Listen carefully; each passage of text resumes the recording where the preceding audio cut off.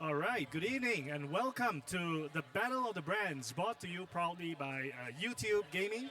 My name is Stan from Google, and I've got with me my colleague today, Michelle. Say hi, Mitch. Hi, welcome everybody to this amazing tournament. We're very pleased to have all of you here today. Super exciting as we see some of the best local and international brands today drop their marketing hats and engage in this epic 5v5 slugfest. Yep, and the game that we're playing today is Mobile Legends, a very popular mobile game. Bang, that's right. And we're about to see two teams actually today, but before that, just a quick shout out. This event is supported by ESL, Samsung, as well as Secret Lab. So thank you so much for supporting this event. It's the first time we're ever having a friendly esports tournament between brands, so we're really thrilled to be here. Absolutely amazing, and I think that's a dream come true. So thank you so much, Samsung, for powering our TV and mobile devices. Thank you, Secret Labs, for this amazing plush chairs, and thank you, ESL, for organizing this particular event. So it looks like we've got our first exhibition match about to go underway. Mitch, can you tell us a little bit about what this is about? So we're having two teams happen here, right? So there's going to be the creator team comprising YouTube creators led by Eduardo, as well as some prominent members from the YouTube community and Mobile Legends community. We have Ikuto, who is a Moonton project manager, but also a caster for the recently concluded M1 finals. We also have a couple of people from EDG, basically Eduardo and Ian, who will be competing here. Ian is a female gamer, and we also have a female gamer on the Google side. We'll get to that in a little bit, right? But we also have people from Stud Production, who are YouTube creators, very popular. You guys should check them out as well. Team Google, Stan, you want to do honors? Yes, and on the other side of the divide, we have our very own homegrown talent. And I can say that a lot of time and effort has actually gone into secret trainings during our TGIS hosted on Friday. So yes. Be very excited to see them actually perform and shine in action in this particular round of exhibition tournament.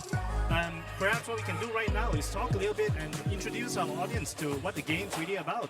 Yep, so Mobile Legends is a mobile style game, as the name suggests, and it's a 5v5 with 5 people on one team who will be competing to try and capture the flag. It's kind of like a race to the base where you have to kill people along the way, take down towers, and then get to the base, and that's when you win the game. Yeah, I believe the term is ganking.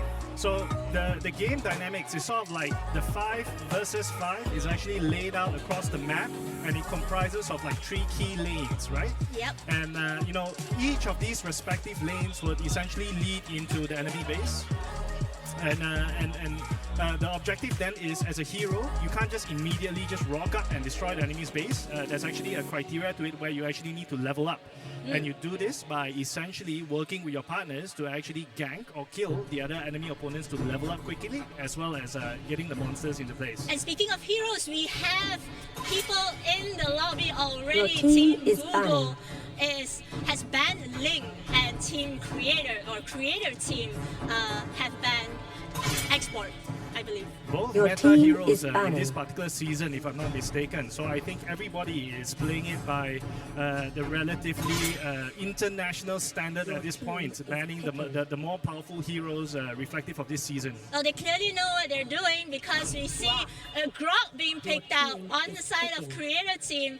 This will be a very, very key pick, because this is a tank that can deliver a lot of crowd control. What does crowd control mean? Let me tell you a little bit about that.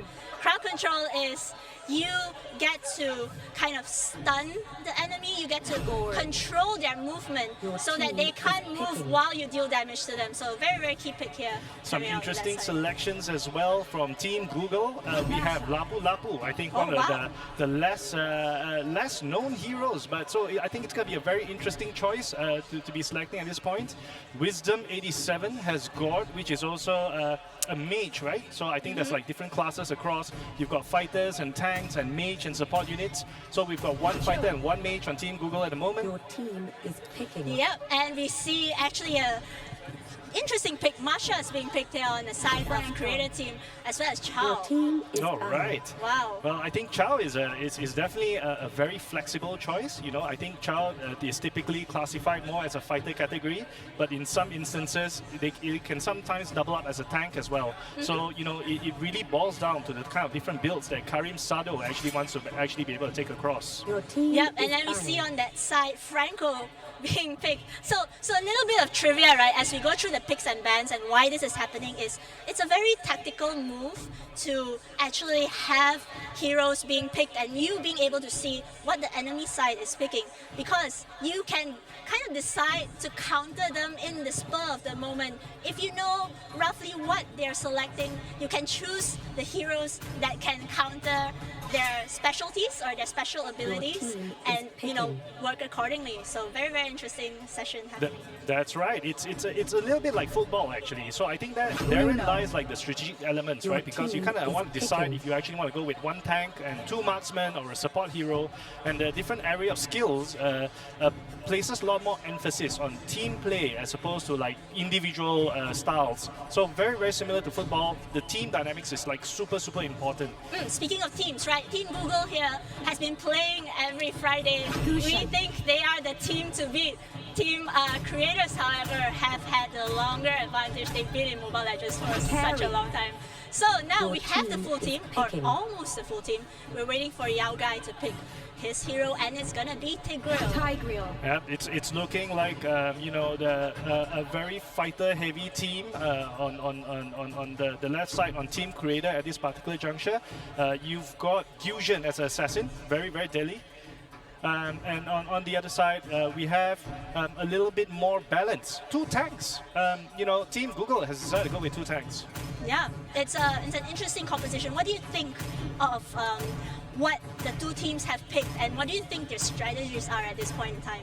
Yeah, I think I think Team Google is a little bit more tank heavy at this particular juncture, and they do have like 2 tanks on their side. So I think they'll be looking to actually try and sustain, to actually buy more time for their marksmen to actually be able to ramp up. And Team Creator, on the other hand, I do see that they're a little bit more balanced. They've got like 3 fighters, Yep, and we're going in game now with the action. Let's see what happens in this exciting match. Again, Creator Team versus Team Google. This is a best of one, which means the person that wins today gets bragging rights. Really, that's all it is. It's a show match.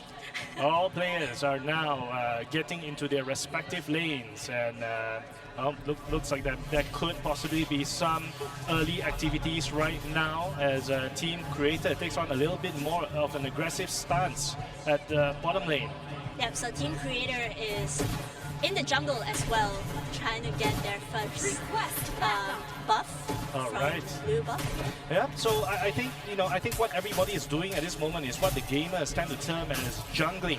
So as opposed to actually taking on the monsters in the lane, you venture into the forest where there are special creatures, and if you get them, you sort of get like a temporary power boost, if you will, and that allows you a key advantage when it comes down to like skirmishes with the enemy.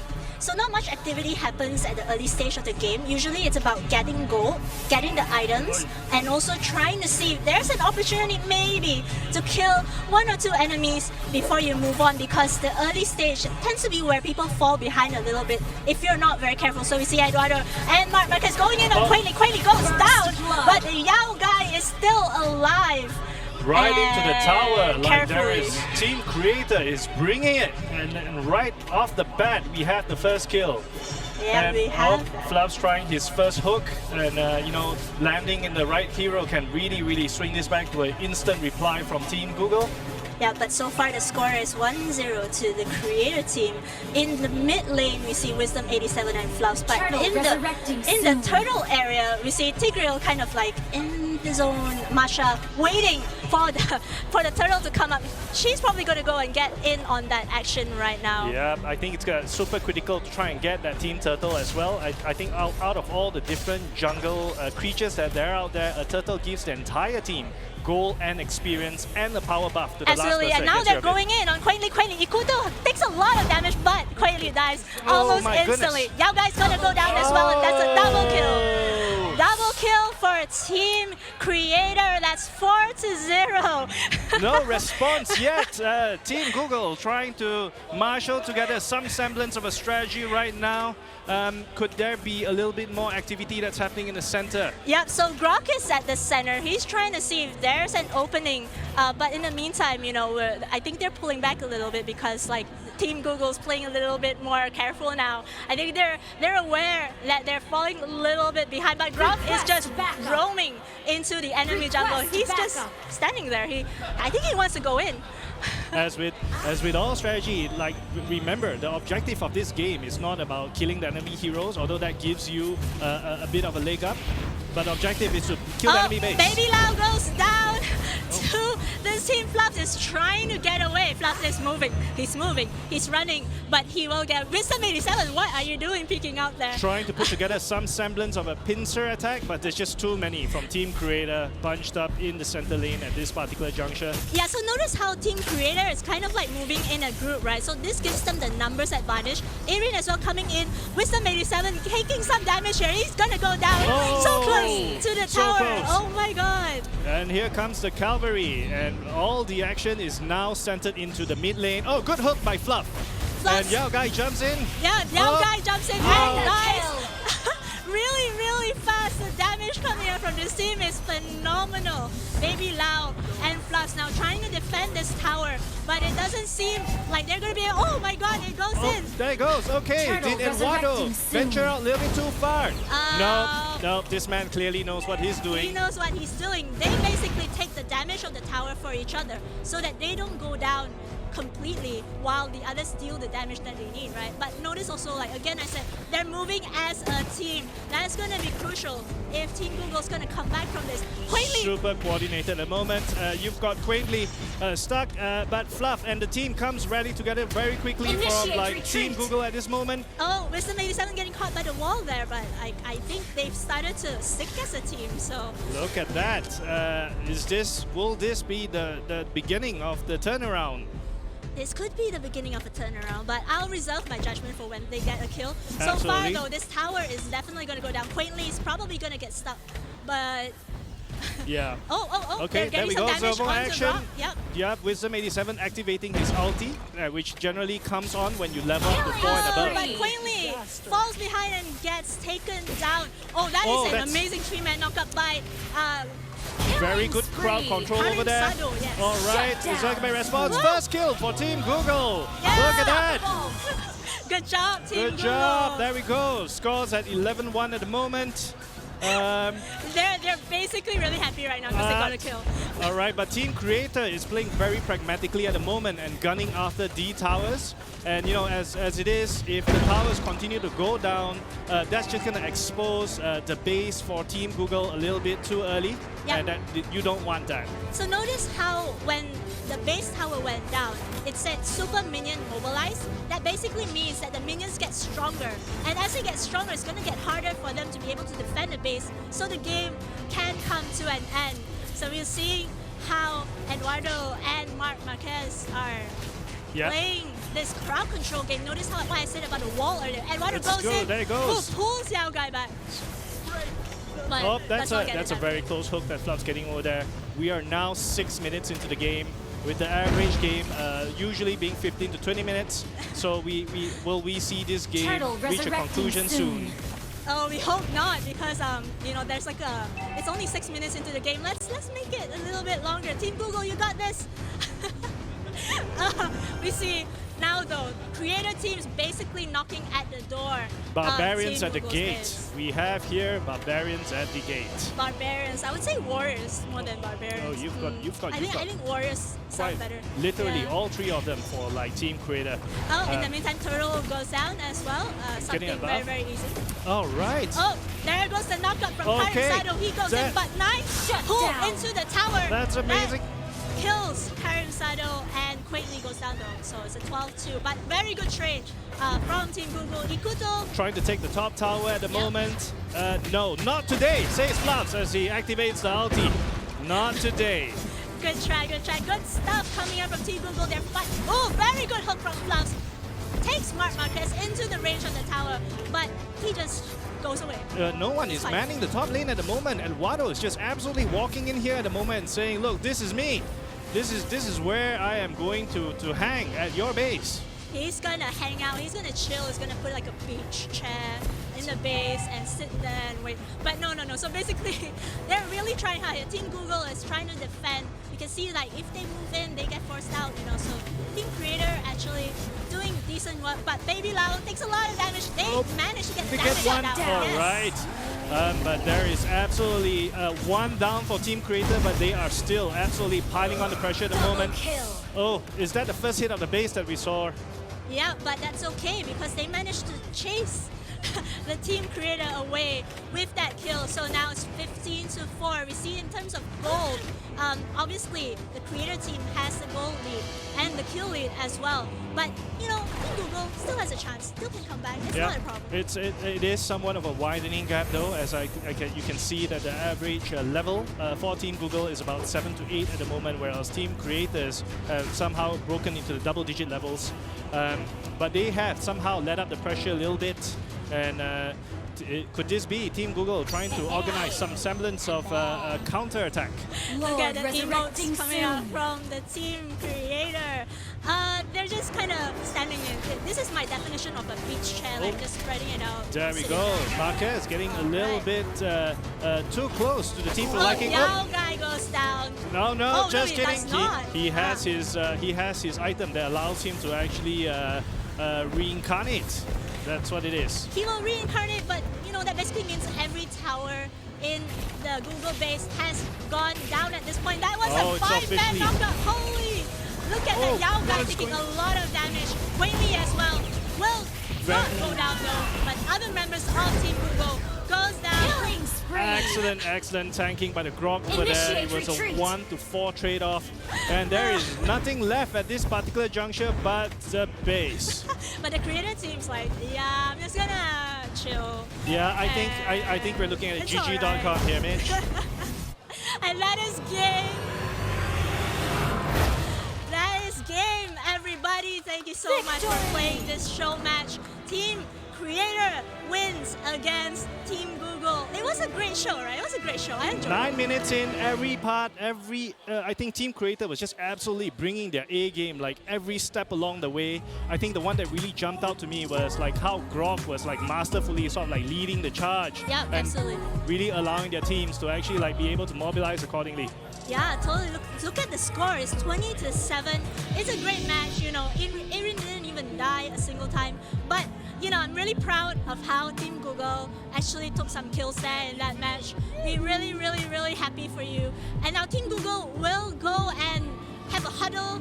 And what is going to happen in the next match? So we're going into serious business right absolutely. now, right? So let's just remind the crowd over here. This is simply the exhibition game. So this here is warm up. And, this is warm up. Yep. A flash from the pros in Team Creators and how it's done. But the real game it will be starting shortly as we actually see all the other brands come together to actually duke it out in this slugfest. Yep. So Google has warmed up sufficiently, but they won't be playing in the next match.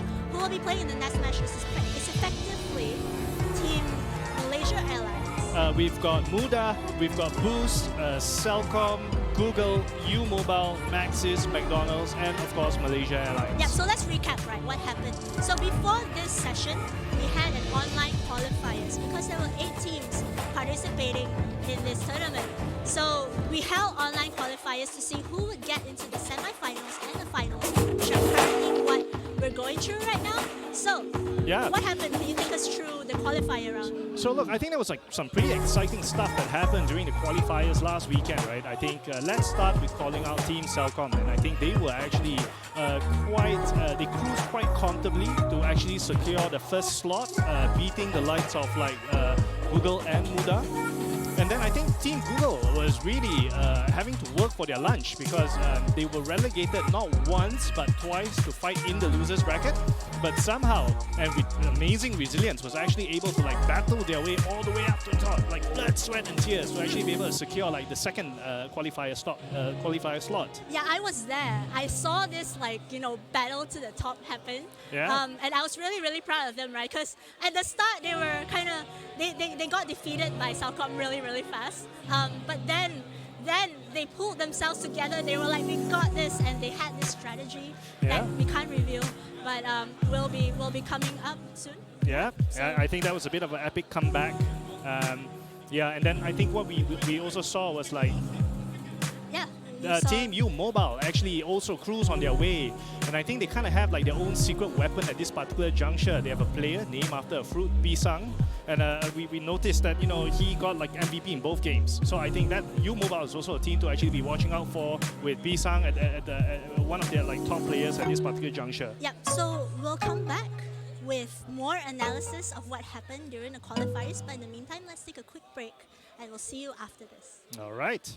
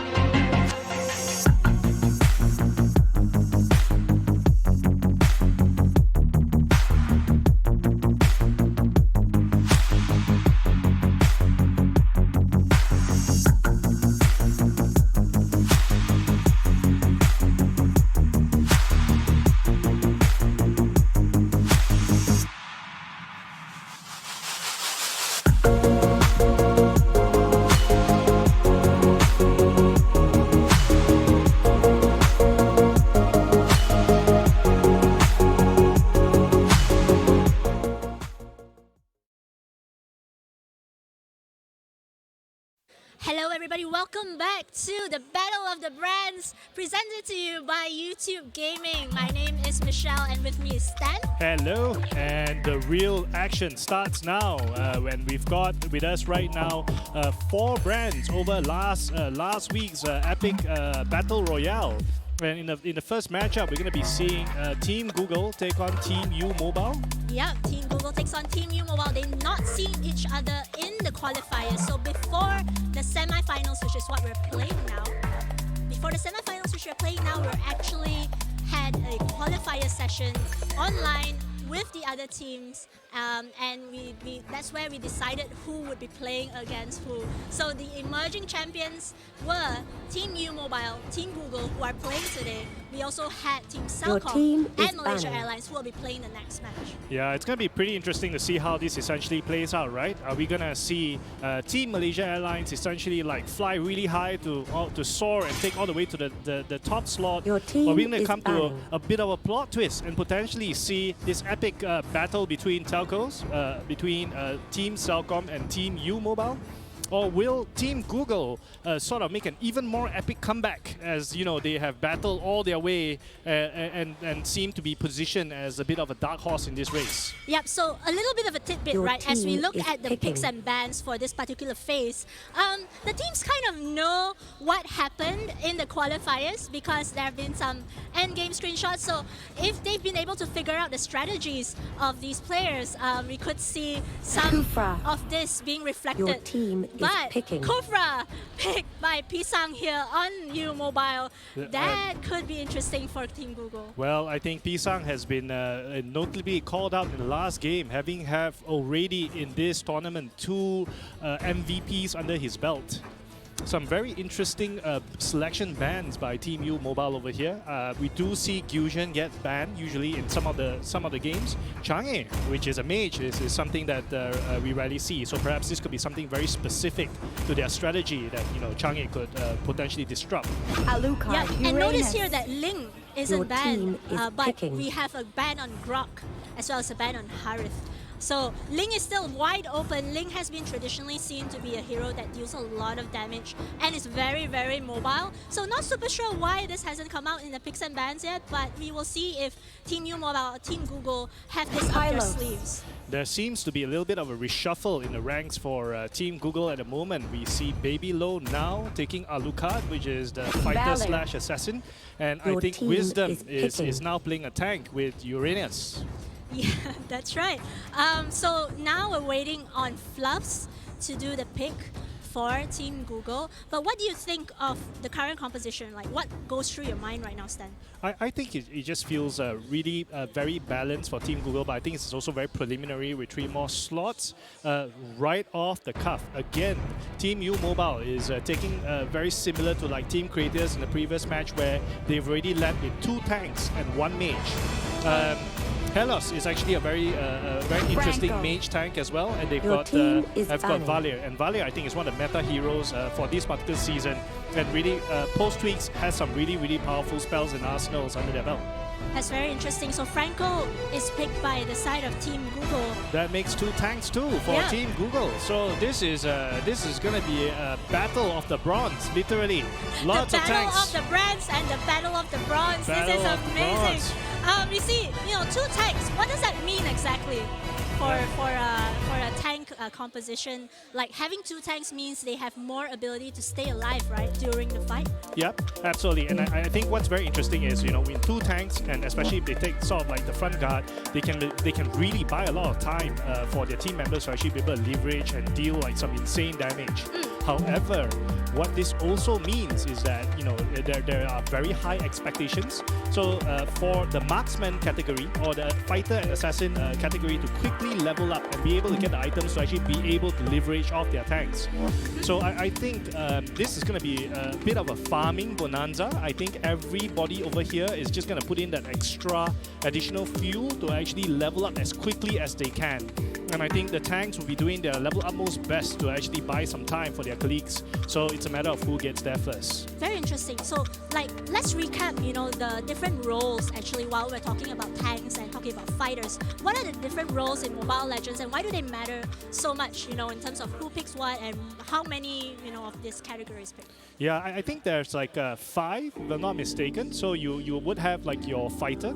So your fighter is sort of like your most balanced hero, right? This is a person that generally is able to play a little bit of offense and defense, and is generally responsible for sort of like trying to rake up some of the kills. You have your tanks, which we have an abundance of in this particular game, where the role of the tanks is really to sort of be able to like step to the front and soak up as much damage as possible to sort of enable the team to actually be able to leverage off their inflict damage on the opposing team. You've got assassins as well. So assassins are like really of low health, but they can be extremely nimble, like Bruce Lee. So right, they're like ninja, like ninja, Naruto. like they're Yeah, in. okay. They throw in a shuriken, they get you, and then they get out. It's like really fast. And I think with assassins especially, that's where the skill becomes a little bit more pronounced because it's very apparent when you see a good assassin. This person is just absolutely rocking it and snapping up all the different kills versus somebody that's not able to actually farm up in time. So very little margins for error. Yep, and I think the tank's role is then to lock down the assassin because once they're captured, once they're controlled, their health goes down really fast because they're very squishy. Yeah, they've got like certain skills that tanks have. Crowd control, it's called, where usually the tank is sort of like the initiator and sort of like jumps into the thick of the battle and sort of like tries to impose an area-wide stun on all the players so that his team members can quickly come in and swoop in for the kill and gank. Very cool.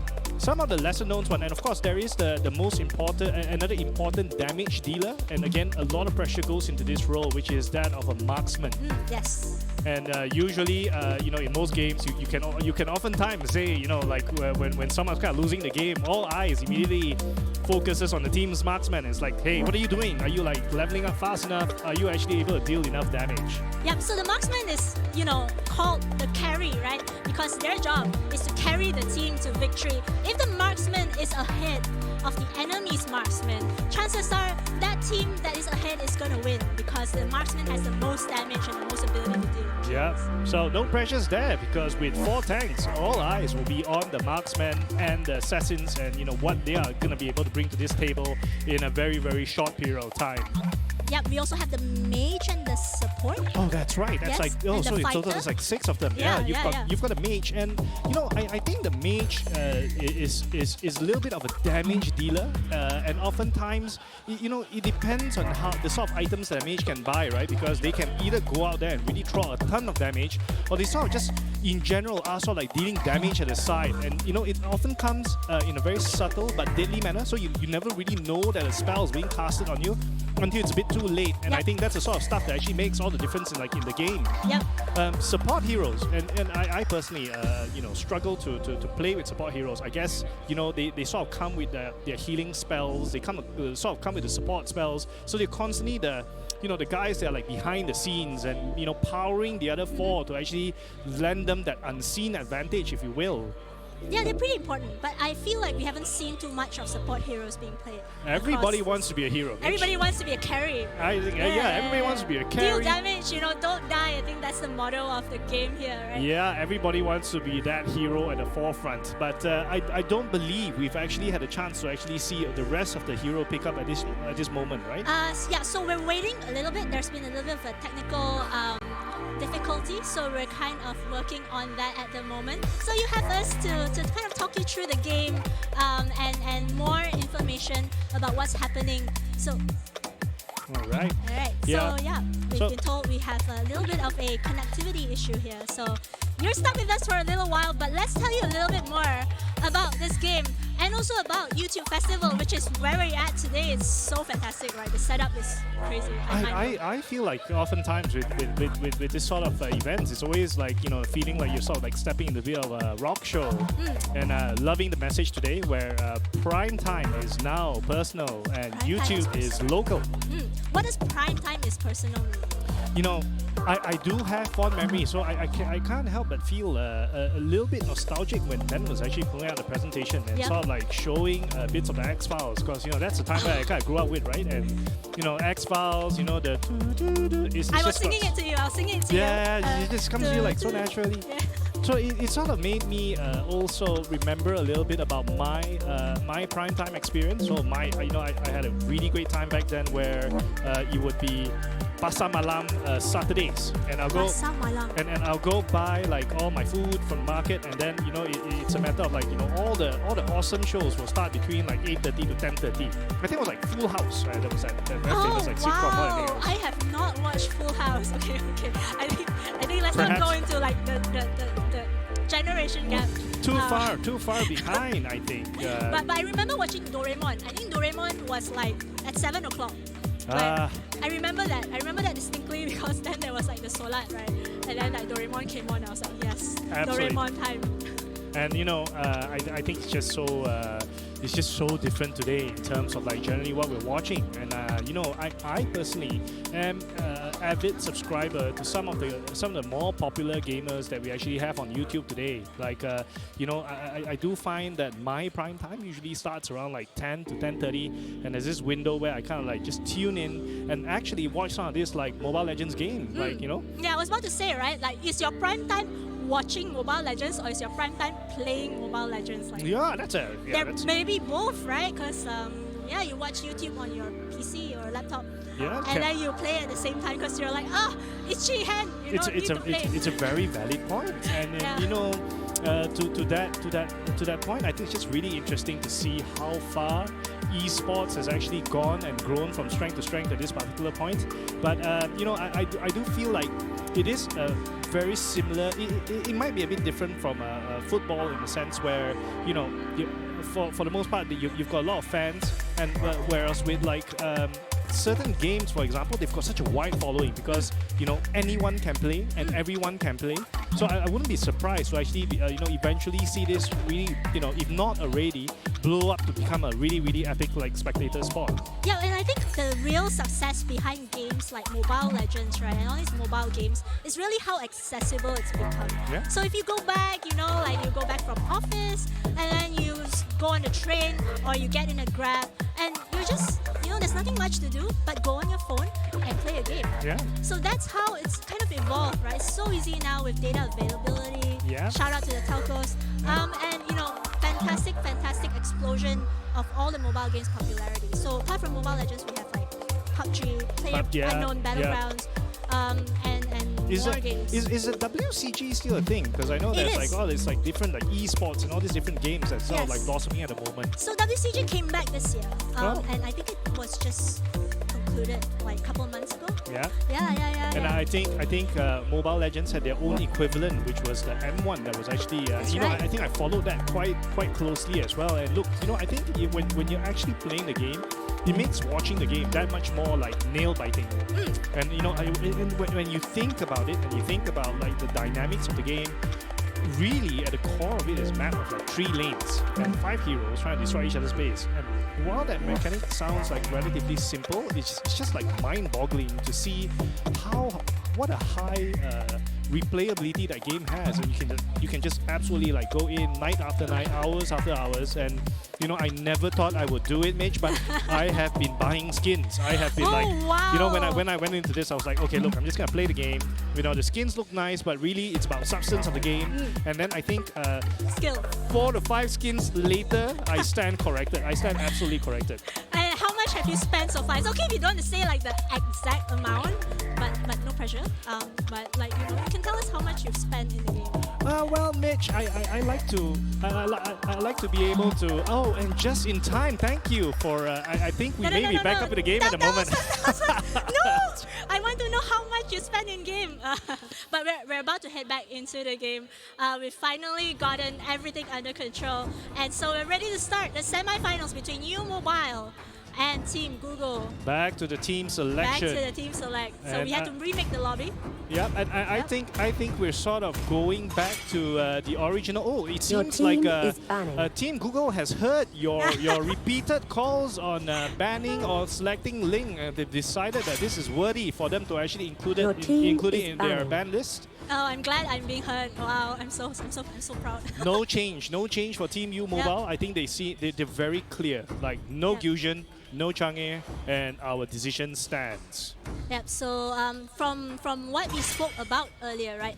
We've been Your able to team see is some of U picking. Mobile's performance over the qualifying round. So we had the qualifiers on Saturday afternoon as well as Monday night, and we've been able to see how they Kufra. performed in those qualifying matches. Team is And I picking. think Stan, you mentioned that Pisang Yeah. was the MVP twice. Yes. So Yes. it was led by a very interesting choice of name, but Pisang. So they're a core player that essentially got like 2 MVPs, and I think it's been very smooth sailing for Team U Mobile so far. They sort of cruised their way to the semi-finals, but at the same time, I kind of feel very compelled to say, Team Google are no pushovers, despite having went into like the losers bracket like Alucard. twice. They Your again team proved is critics picking. wrong, and they sort of like became the dark horse to like claw away to actually like take up this slot. So who Yep. knows? Yep. This could be like an epic comeback. You can just see the sheer resilience in the team at the moment. Uranus. So don't take these teams like, at face value. Team Google has a lot of metal. We did see them play in the show match Valor. earlier, but I was told, Your that's team not their is real picking. strategy. That was just like warm up. That was just like a trial for them to play whatever they wanted. So we Alright. see some very interesting picks for you mobile. So I think they're Uranus staying quite used to be on consistent. the other side, right? Yeah, no, I think they've been. Yeah, that's true. Actually, I Yeah. think Tigreal. they're still sticking Your to the team formula of is 1 banning. mage and 2 tanks, but I think they've swapped out Helios, the previous tank, with now Uranus. Also, a little bit of a switch from team Team is Google banning. with Wisdom 87 switching to Granger, the marksman now. Yep, and then Yao Gai picking Tigreal, which we have definitely seen just now in the picks and bans. So this is just a repeat of that. But is that a 2 tank, 1 mage composition? This is a fighter, a marksman, and a tank, Okay. and so I think they've been quite bad. They're being very balanced right now at the Your moment. team And you're is right. I think the picking. Yao guy has been very consistent in a selection of like Tigreal. So will they continue by rounding this up with possibly a mage? Dyrock. Oh, Dyroth Your is team picked is here. picking. That will likely go to Wisdom 87 because I know you, Wisdom 87. All right, and Fluff's taking Dyroth, which is a fighter. So, and Dyroth is almost a little bit like an assassin sometimes. When he blinks in, he deals like some really heavy damage before like blinking back out again. But you know what's interesting, right? Like, look, U Mobile, they have their clan names. Oh yes, look at that, Yeah. UMob. Yeah. Clearly. Google no clan Kennedy. name yet. We'll work on it, right? We have to. We'll be work working on it. at Your so team yes, U is Mobile picking. looking very organized. Noob Master, Noob Killer, Hafiz Jane, Bruno. and King of Noobs. Clearly, there's some kind of wordplay over here. A lot of words like noob being thrown around, but judging from the way they've been playing at the moment, that all does not seem to be the case. They are anything but noob. That's like how I name myself noob, but like, actually I am actually noob. So this is the opposite, okay? This is the opposite. Honestly. They are actually really pro. We're finishing picks and bans, so interesting team composition. We're going to be able to talk about that a little bit.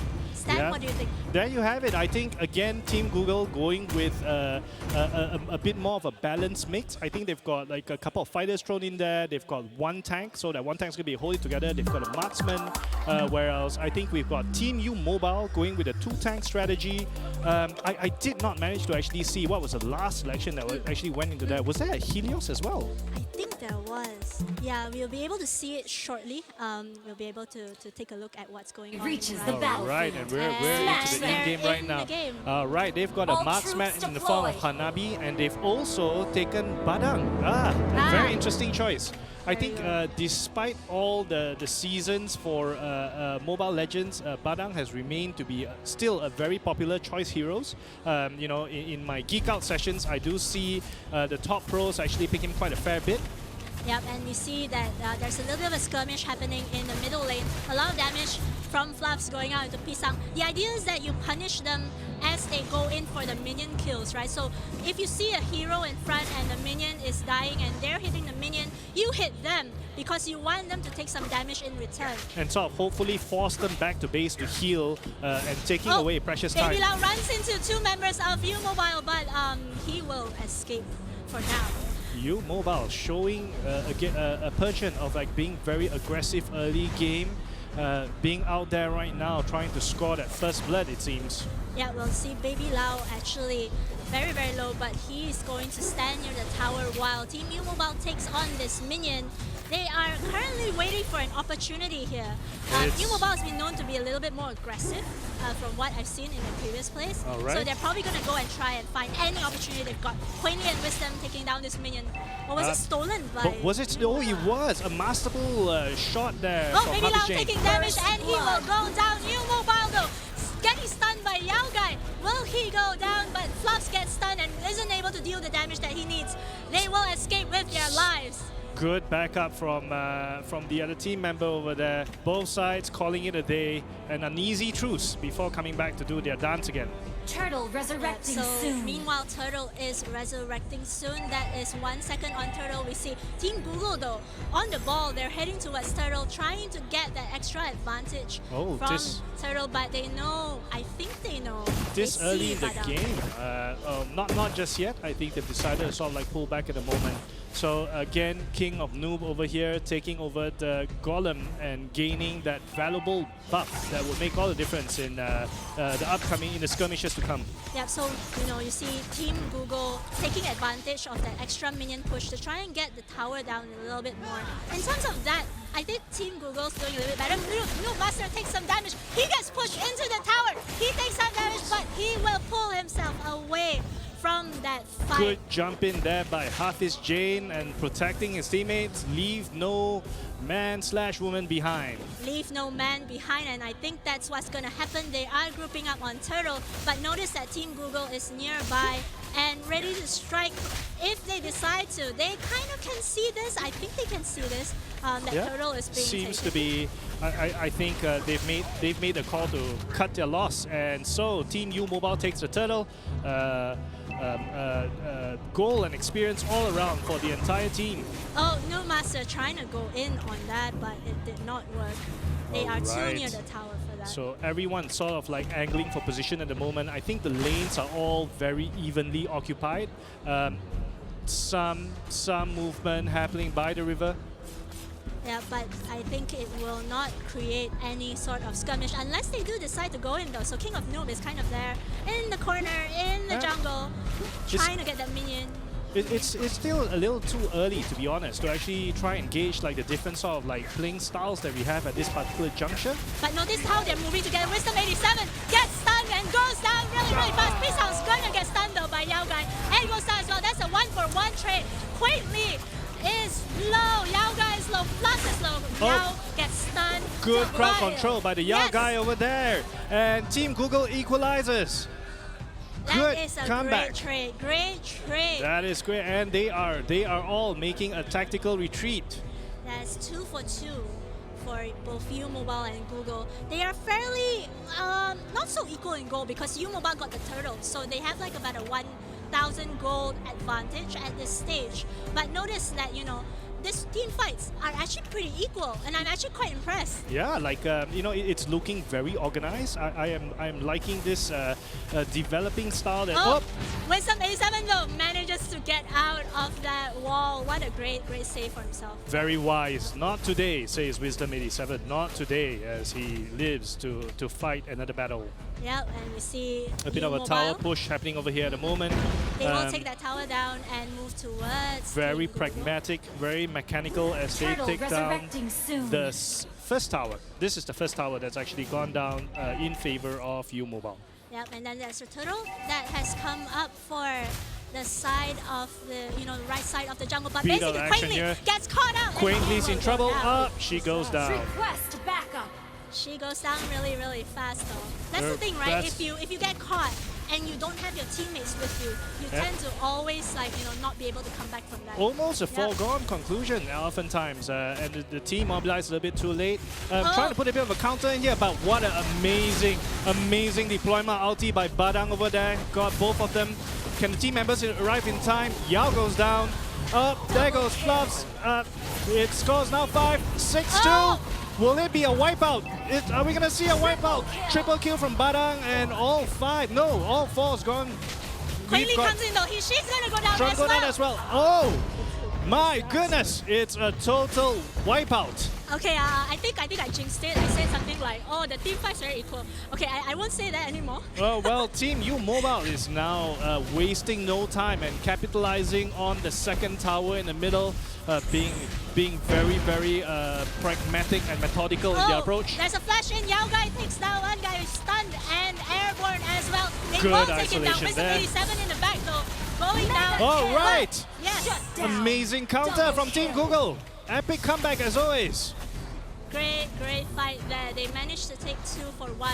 We may be down, but we are certainly not out for the count. That skirmish almost seemed to say. Yep, so very interesting, right? So Team Google, fired up by the fact that they lost the previous team fight, came back and decided to win that team fight. So we're seeing again, at risk of jinxing this, I will say that they are equal and this match could go anywhere at this stage. Yes, and I think, it could be one of those scenarios where we sort of look for an epic comeback, right? And I think as far as like epic comebacks are concerned, that is sort of like a badge of honor and an award that you get in the game if you are like trailing a bit too far behind in terms of the matches and you somehow manage to show like a flash of bullets. Wisdom 87 taking some damage and Quainly as well taking some damage there. But King of Noob is a little bit low and they disengage, interestingly. It's a bit of very interesting split push that's happening on U Mobile at this particular juncture. They seem to be dominating both the second and top lane. Baby Lao's fine. Oh. Turtle resurrecting soon. Baby Lao's okay. Everyone is safe at the tower. Yeah, it looks like Team U Mobile has decided to disengage and re-engage another day, but Team Google is congregating in mid lane and trying to find a pick that they can get. U Mobile though. Something tells me something big is brewing. Oh! Quickly, there's a little bit of skirmish and Baby Lao goes down really fast.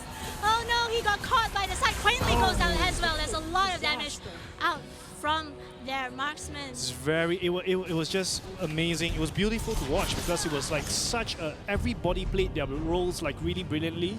Uranus really jumped in there and tanked very well for Badang to actually capitalize on that kill. And lastly, you had a marksman coming in and throwing in all that damage, and boom, when you see coordination like that, magic happens.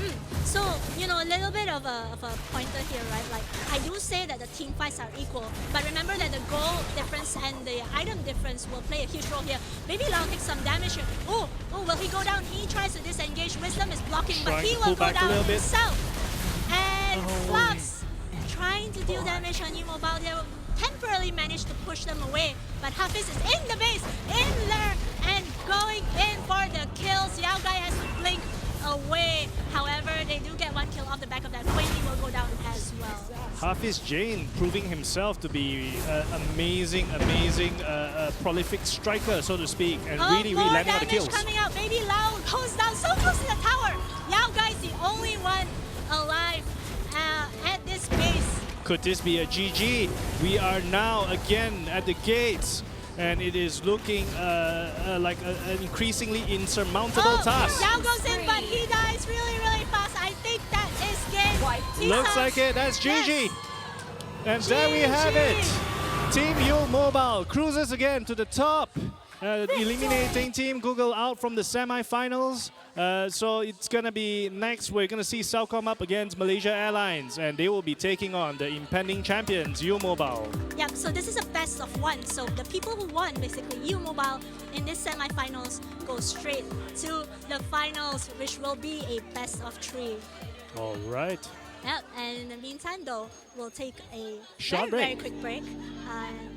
And we'll take a look first at the results. I'm sorry, my bad. We'll take a look at the results. And so we see that 17-6. 76, yeah. Noob Master 82 taking the MVP at 9.9. proving once again, like, tanks are silent, and we've been seeing all the kills, but I think the work rate for new Master 82 is clearly shown in the score over here at this moment. Yeah, but you said that Pisang would be the MVP. Yeah, that's interesting, right? Like, I stand corrected. Look at that. Yeah. I think, the learning over here is that Team U Mobile is not to be messed with. I think all their team members at this particular juncture seems to be putting on a really strong showing. I'm very excited to see the finals, as they actually move to the next stage. Yes, so we've heard word that the other two teams are really good as well, and we'll see who comes out against U Mobile in what will be a very exciting final. In the meantime, thank you Team Google for participating, and thank you to all the teams, in fact, who qualified and played the qualifiers. We really appreciated your participation in this first ever friendly esports ceremony. All right, and it's always amazing to actually see such an epic game, and looking forward to the next one. And we will be back right after this. For a short break. See you later.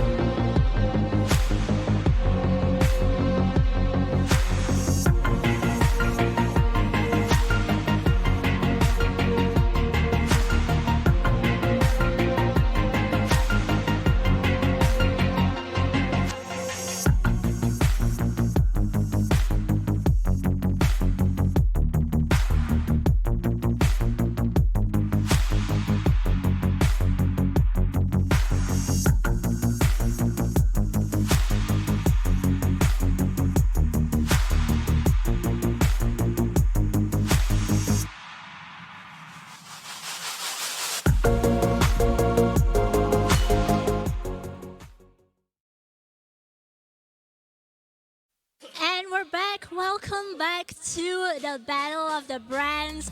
We have here the final match of the semi-finals that will be played between Celcom and Team Malaysia Airlines. Yeah. Stan, how are you feeling, right? This is like match 3.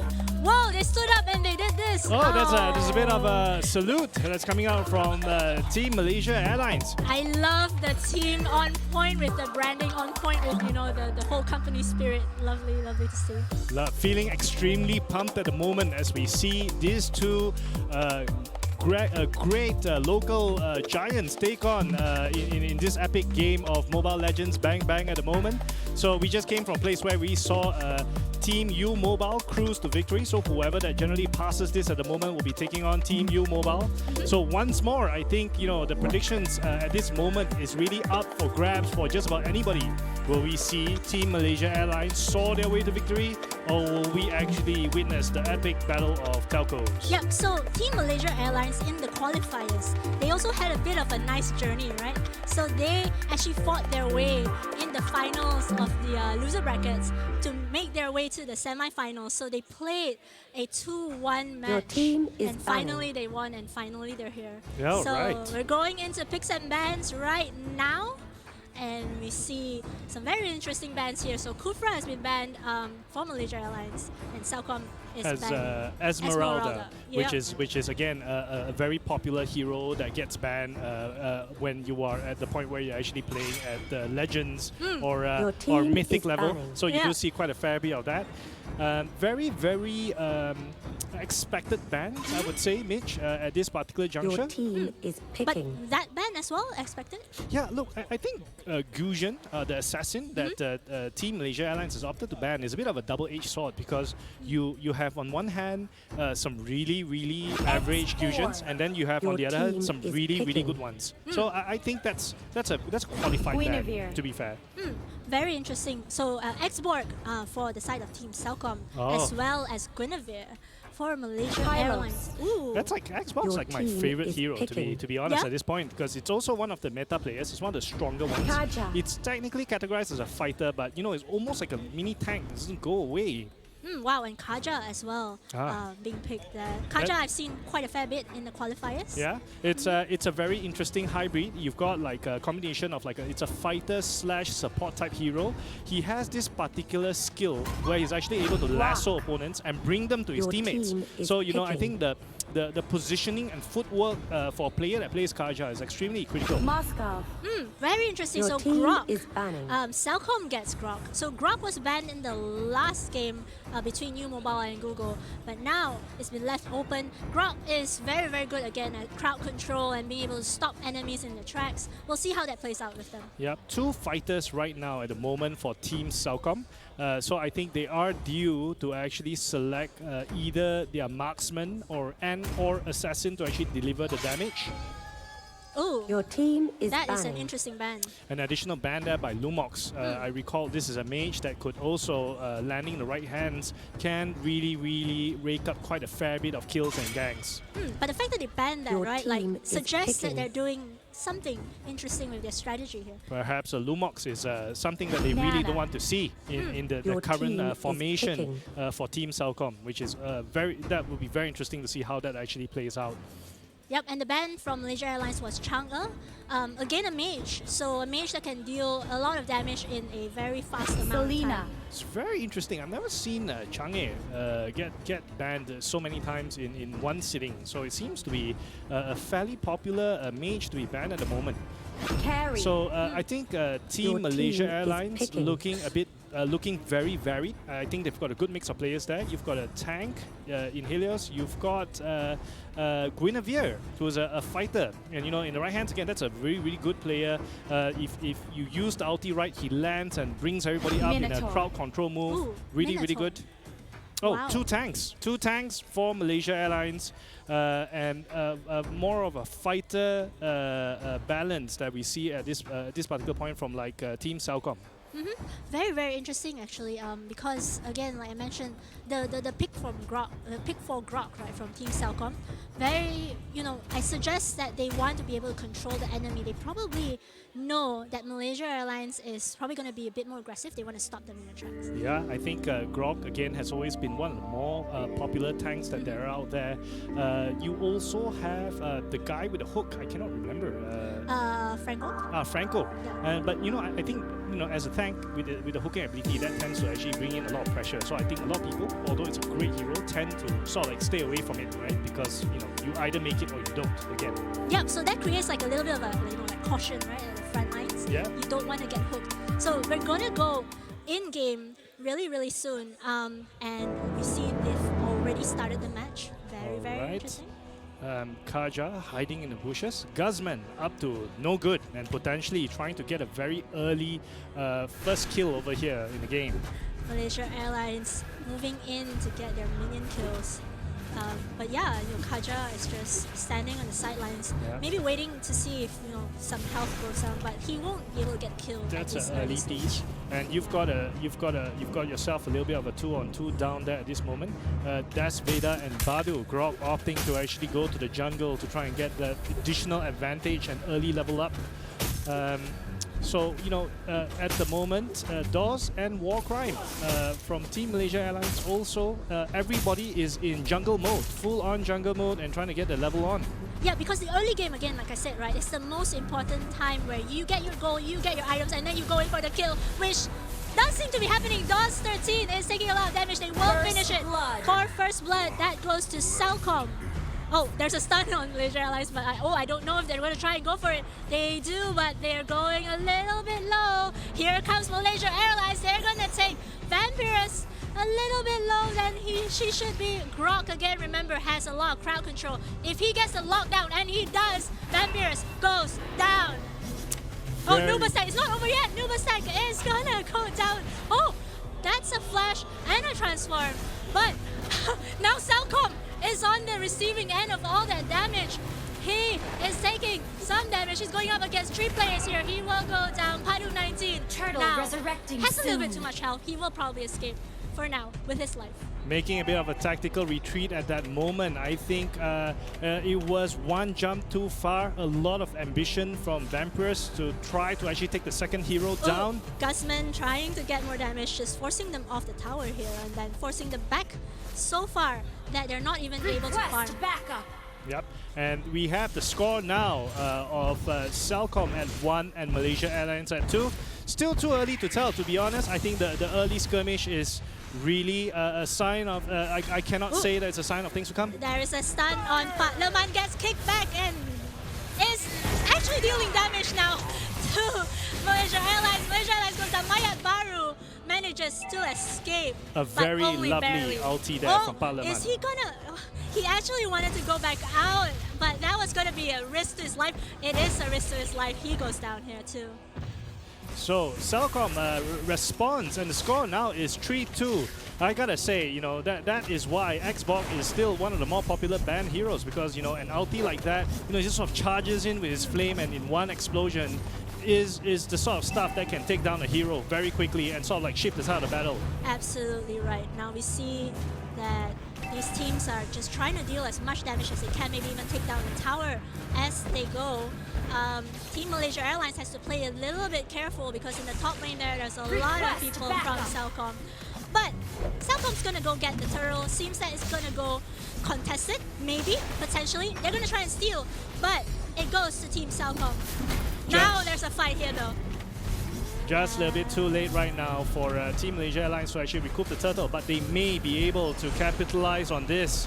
Das Veda is now finding herself on the wrong end of the wrong receiving end, but managed to dodge back to the tower. Yeah, Guzman here, just trying to deal a little bit more damage. Just now that stun was like, yeah, we've got you in your sights. If you come any closer, we're gonna take you down. But that's not this time, not yet, but maybe in the future. So Guzman now and Vampirus in the mid lane, Pat Leman as well in top lane, trying to find something. He will possibly run into members of Malaysia Airlines if he's not careful. lots of roamers in this game, and everybody sort of like moving everywhere at the same time at the moment. Team Malaysia Airlines wasting no time in the jungle. Mayat Baru taking a lot of damage. They have two people. He's gonna be able to deal a lot of damage, but not quite enough because the rest of Team Malaysia Airlines are coming and taking Guzman down and taking Batlaman down with him. He did not expect that additional backup support, Stan.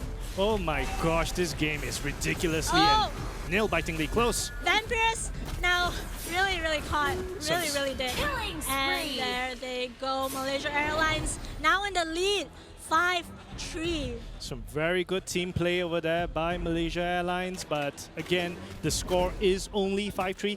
So I think there is still a lot of opportunities for like Team Celcom to actually like up their pace and like really swing back with a couple of good counters.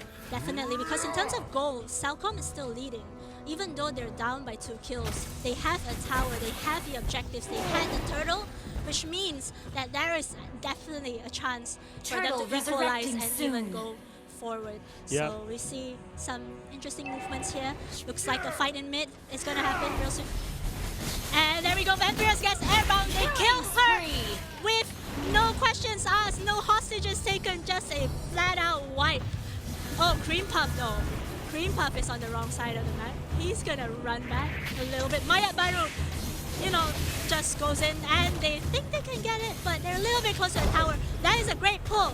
And that goes down. Absolutely stunning pull by Kaja at this part of juncture, but far from over. Good airborne by Guinevere over there. Yeah, Nuba staying very low though. Gotta be careful. They might come in. Oh, Mayat Baru goes down. Don 13 though is really caught out with the wall. He will go down as well. Great, What a fight. great counter from down. Team Celcom. And the final finisher. What a final finisher to that. And that equalizes the score. 7-7 at the moment is the score, and again, Xwalk is just really showing that he's very good at being able to position himself. He was able to actually land his ulti on both the heroes and actually launch the explosion on both the heroes. Good competent gameplay over there.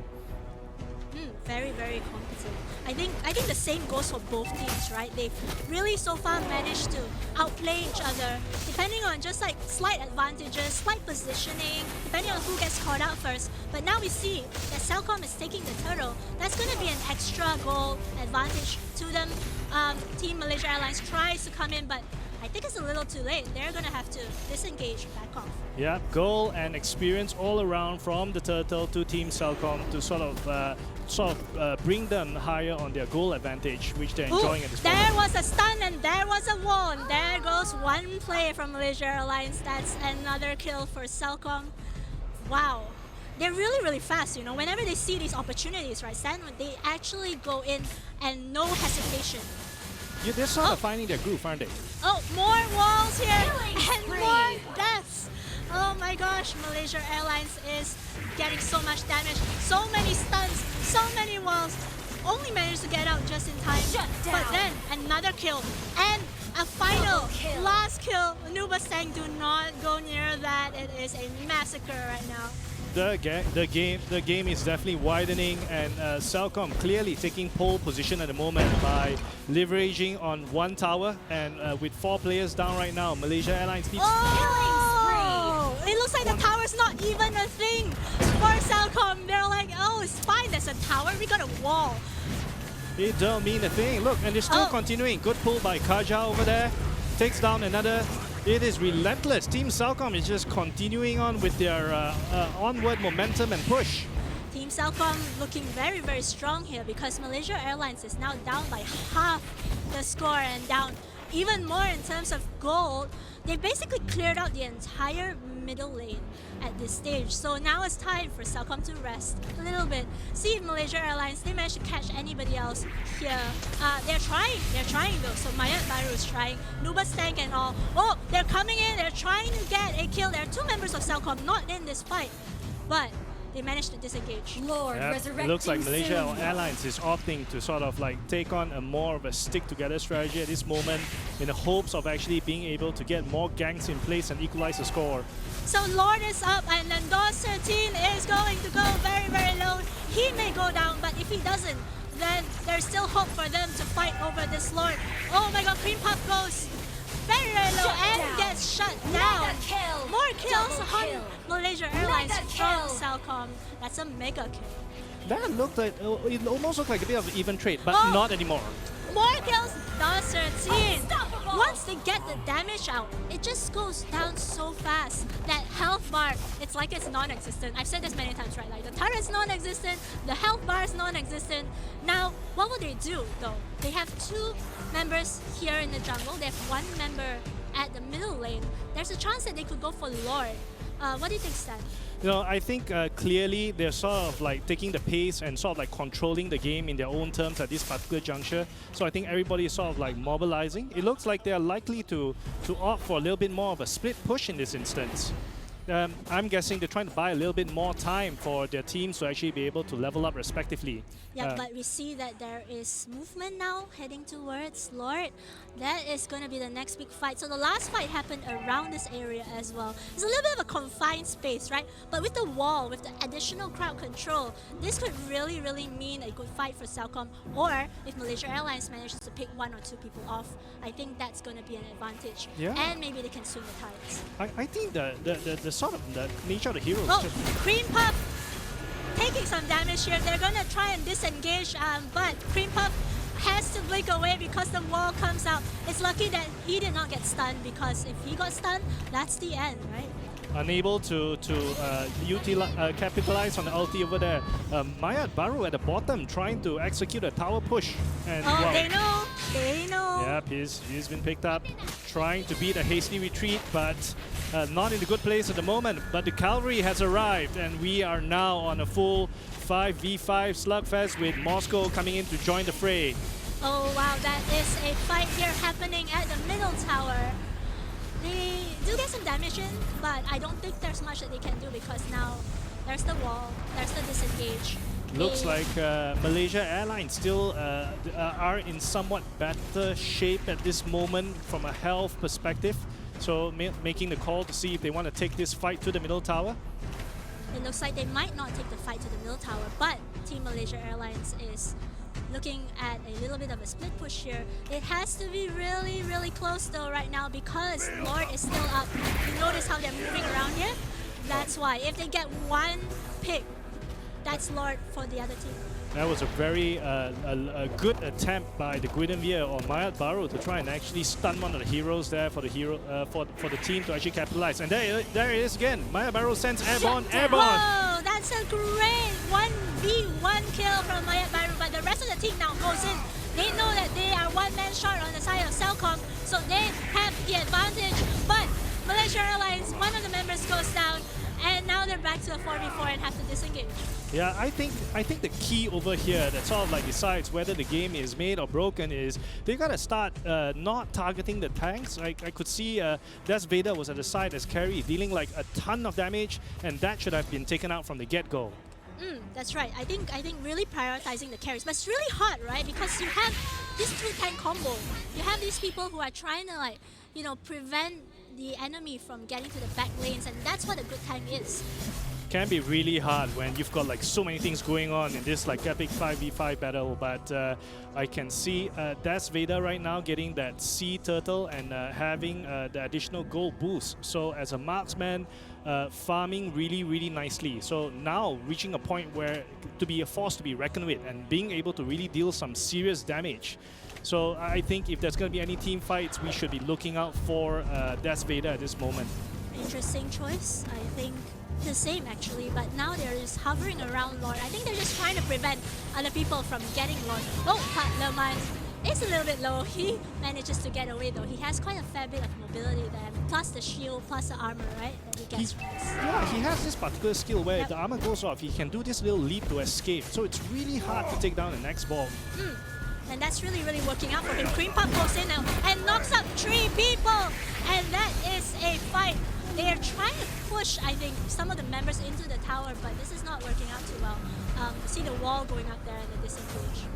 Oh, well, that was, again, an excellent stunt. And I think Vampiress is really on point with using her skills. There it is again, another stun, getting that Moscow. But once the wall comes out and separates that member of the team, that's when that team member goes DOS found himself on the wrong side of the wall, unfortunately.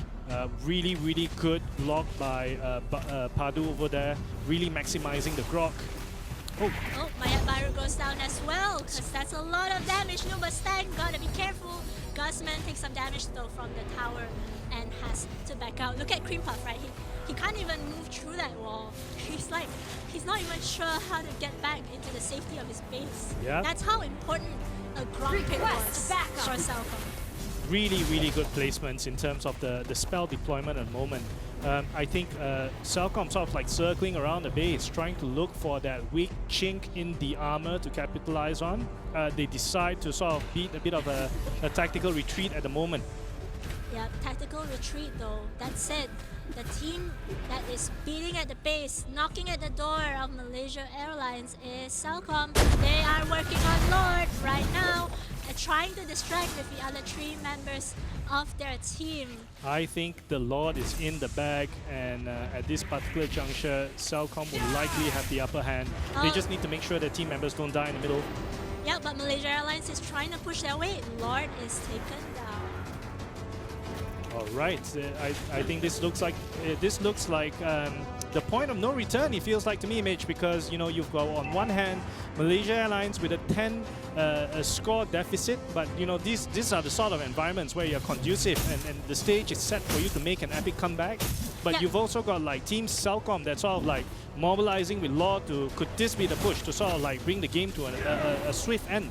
Yeah, so the thing is, right, with that Lord being taken, you see that goal advantage has just increased to about 8,000 goal difference. There's this fight happening now because Lord has the damage to deal as well, so it's like 6-man versus 5-man. DOS 13 narrowly gets off the wall, but like, there's a random fight going on there. But this fight in the middle here is really heating up. There goes DOS 13.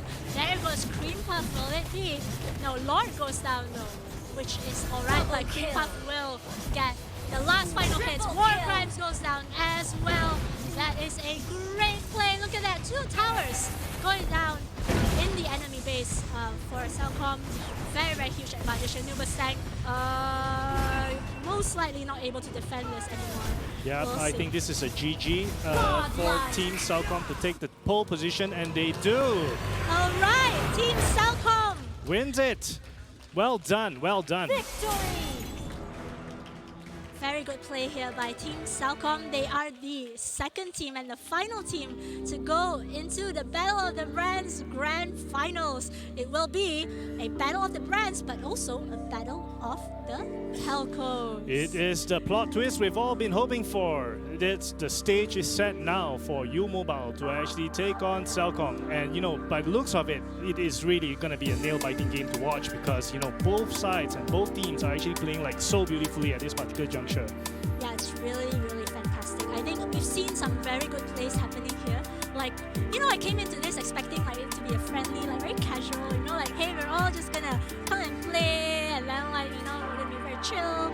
But the level of gameplay, the level of aggression, the level of team fights here has been outstanding. I'm amazed. I think they've really brought their A game to the table, and I think there are some like very good players to the table. I think as far as Team Salcom is concerned, they've got a really balanced team, and everybody just played really beautifully. I think the Grok played really beautifully. I think the Carry played really beautifully. I think the Kaja played really beautifully. I just felt like everybody just really knew what they were doing and super clued on. Yeah, let's take a look at the results of the previous match. All right. And see what exactly you talked about. So yes, we did see like a lot of Kaja plays, a lot of the Grok plays. Actually, I think the Grok was like the main playmaker of this entire match. Yes, I think he was the tank that everybody anchored around, and he really made his blocks like count, which was absolutely amazing.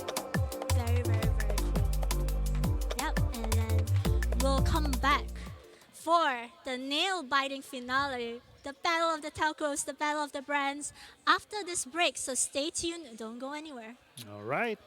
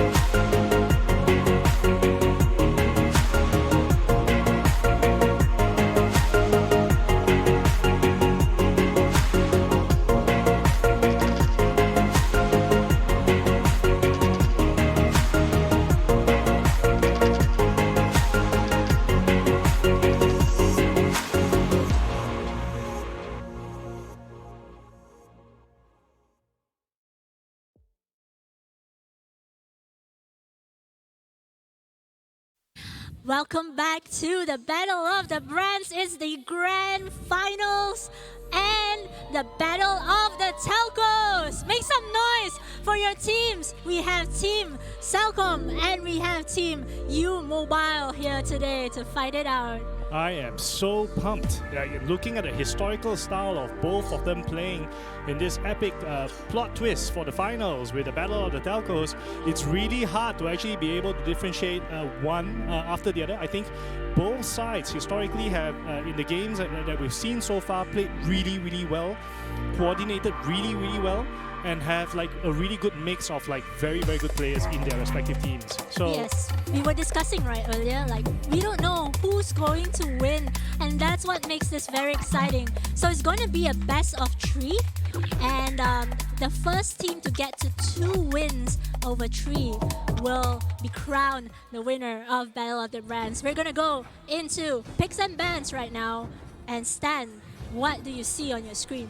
I see Kufra, no surprises there, being banned at the moment. Your Xbox, team again, is no banning. surprises there being banned.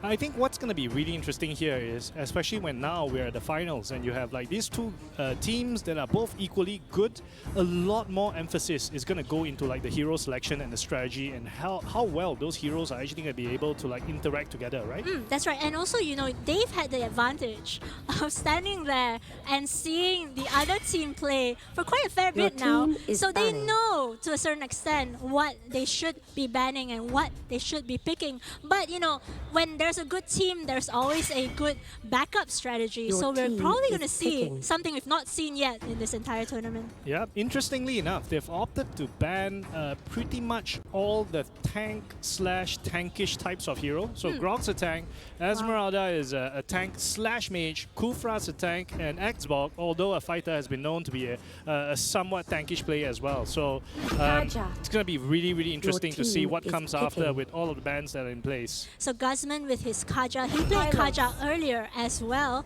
so and dominated with that. So going to be very interesting to see what happens here.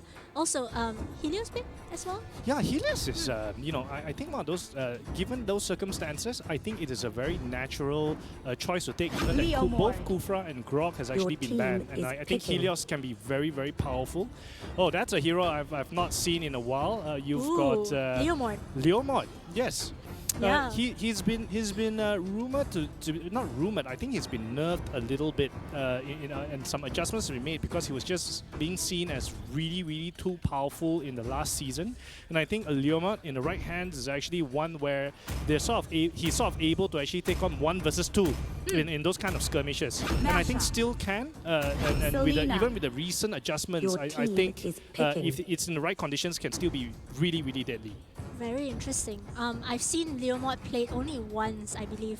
And that's because someone accidentally picked it, but in just one of my games, right? But basically, we see Masha and Selena here being picked for Celcom, completely different from what happened in the previous match. Any thoughts? Your about team Yeah, I that? think is I think banning. Masha is the new element over here, but I think Vampirus was actually really, really good with what's the hero's name? I believe it was Selena. Selena, yeah. And he was the one that was responsible for all the epic stuns. Like that's right. he feels like Vampirus never misses. When he throws out a stun, you can be assured that someone on the other side is gonna be stunned.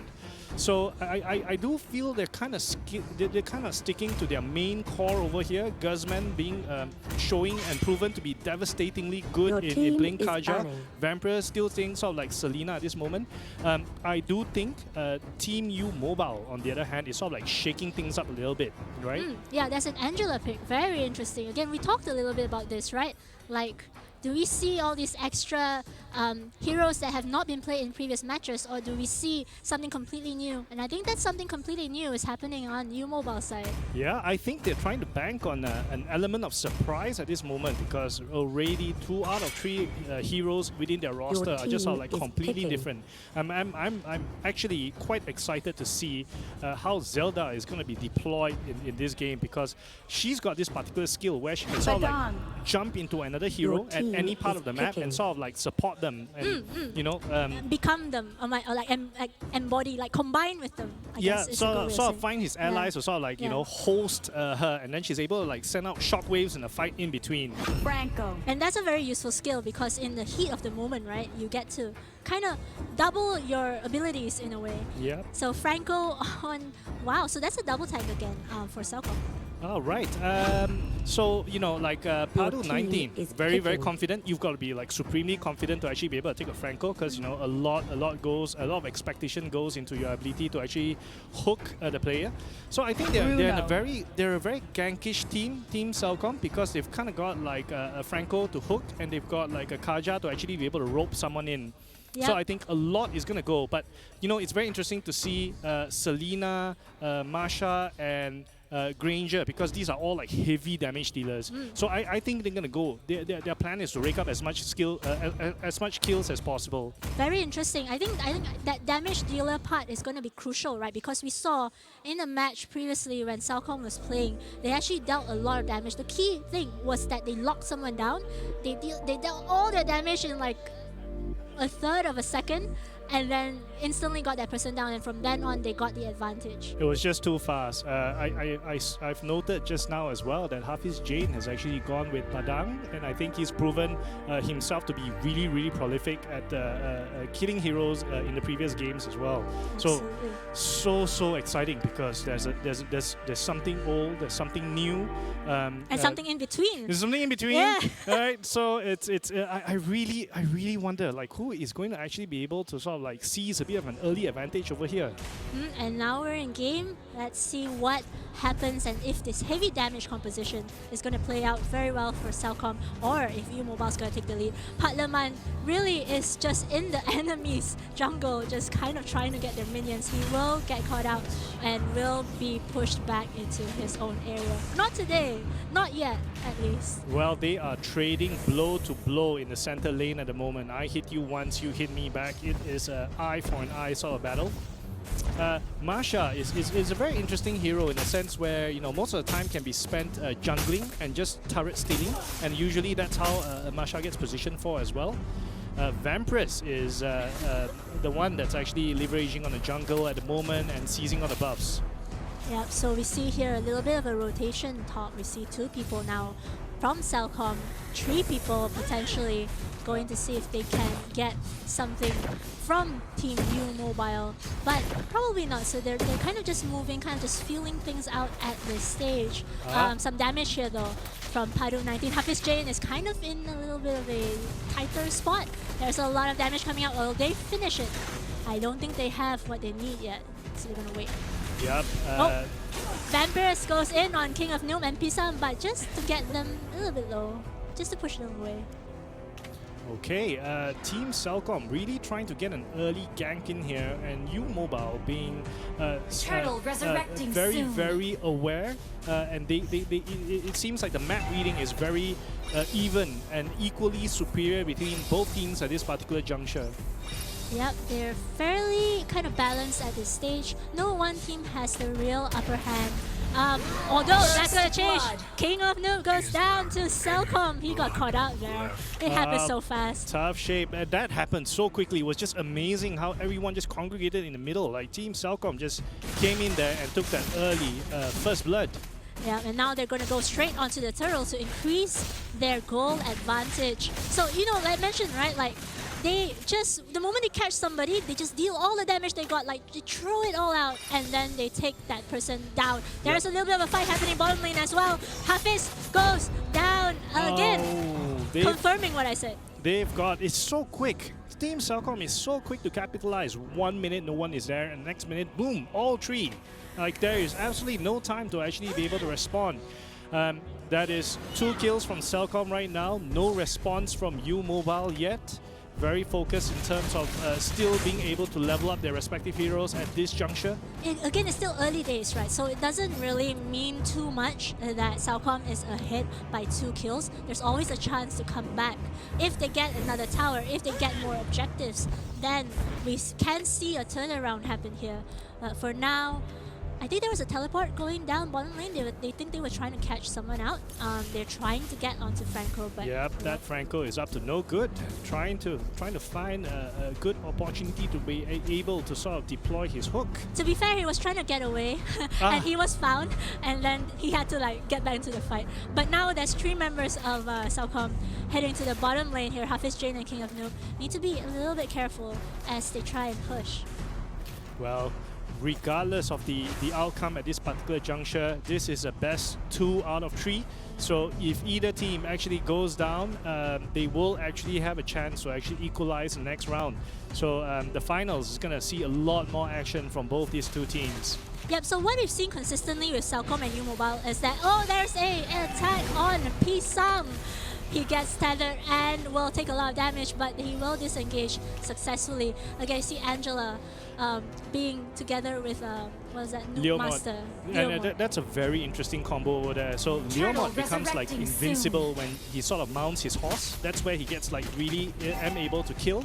And you know, it was just very interesting to see Zelda like quickly capitalize on his mounted state. A lot of damage onto Noob Master. He will not go down though, I think, unless he makes the wrong move. He does stay a little bit too long, but I think he will get away with his dash. Very, very skillful and deft play, as both teams are quick to sort of dart in and out, behind and in front of the protection of the towers. Yep, so far we see a lot of damage, but oh, Zelda will go down to Vampirus, who does take a lot of damage. Pisang, I don't know if he can follow up on that, but he does not. They come a little bit too late, like 2 seconds too late to save their teammate. Unfortunately, that also means a tower goes to Team Celcom right now. Yeah, but I like the way Vampirus has opted to be a little bit more tactical and conservative in this particular game, but you know, leveraging on a stun, getting the kill, not getting too greedy, go for the other. Oh, they're gonna go fight here. Padu 19 takes a lot of damage. King of Noob gets suppressed, but he will take down the member from Team Celcom. That's Veteran going very, very low. That's a double kill for Leomord, but Granger takes that kill back. That's a good trade here. They are equal 2-2, but then that's the end of that fight for now. It does mean though, like I mentioned, right? Like 2 kills ahead doesn't mean too much, but the fact that they've managed to take 2 for 2 is probably a good thing at this stage. Yeah, Masha is wasting no time at the moment. Very, very strong, good jungling work ethic and leveling up and maximizing all the time in between. You know, not a single second that's actually wasted.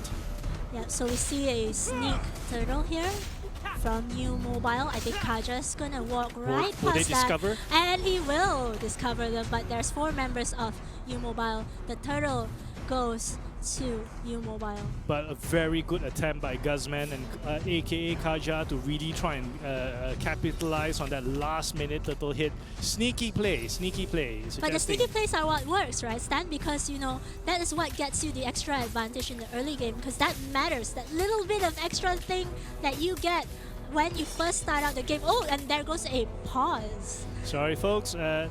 Bit of an intermittent wait at the moment. I think one of the players from U-Mobile is experiencing some sort of lag. There's a little bit of a technical error, so we're gonna get that fixed. I think in the meantime, let's talk a little bit about what we've seen to date, right, Stan? What do you think, based on how the teams have been playing, what is, you know, what's your prediction really, like this particular game?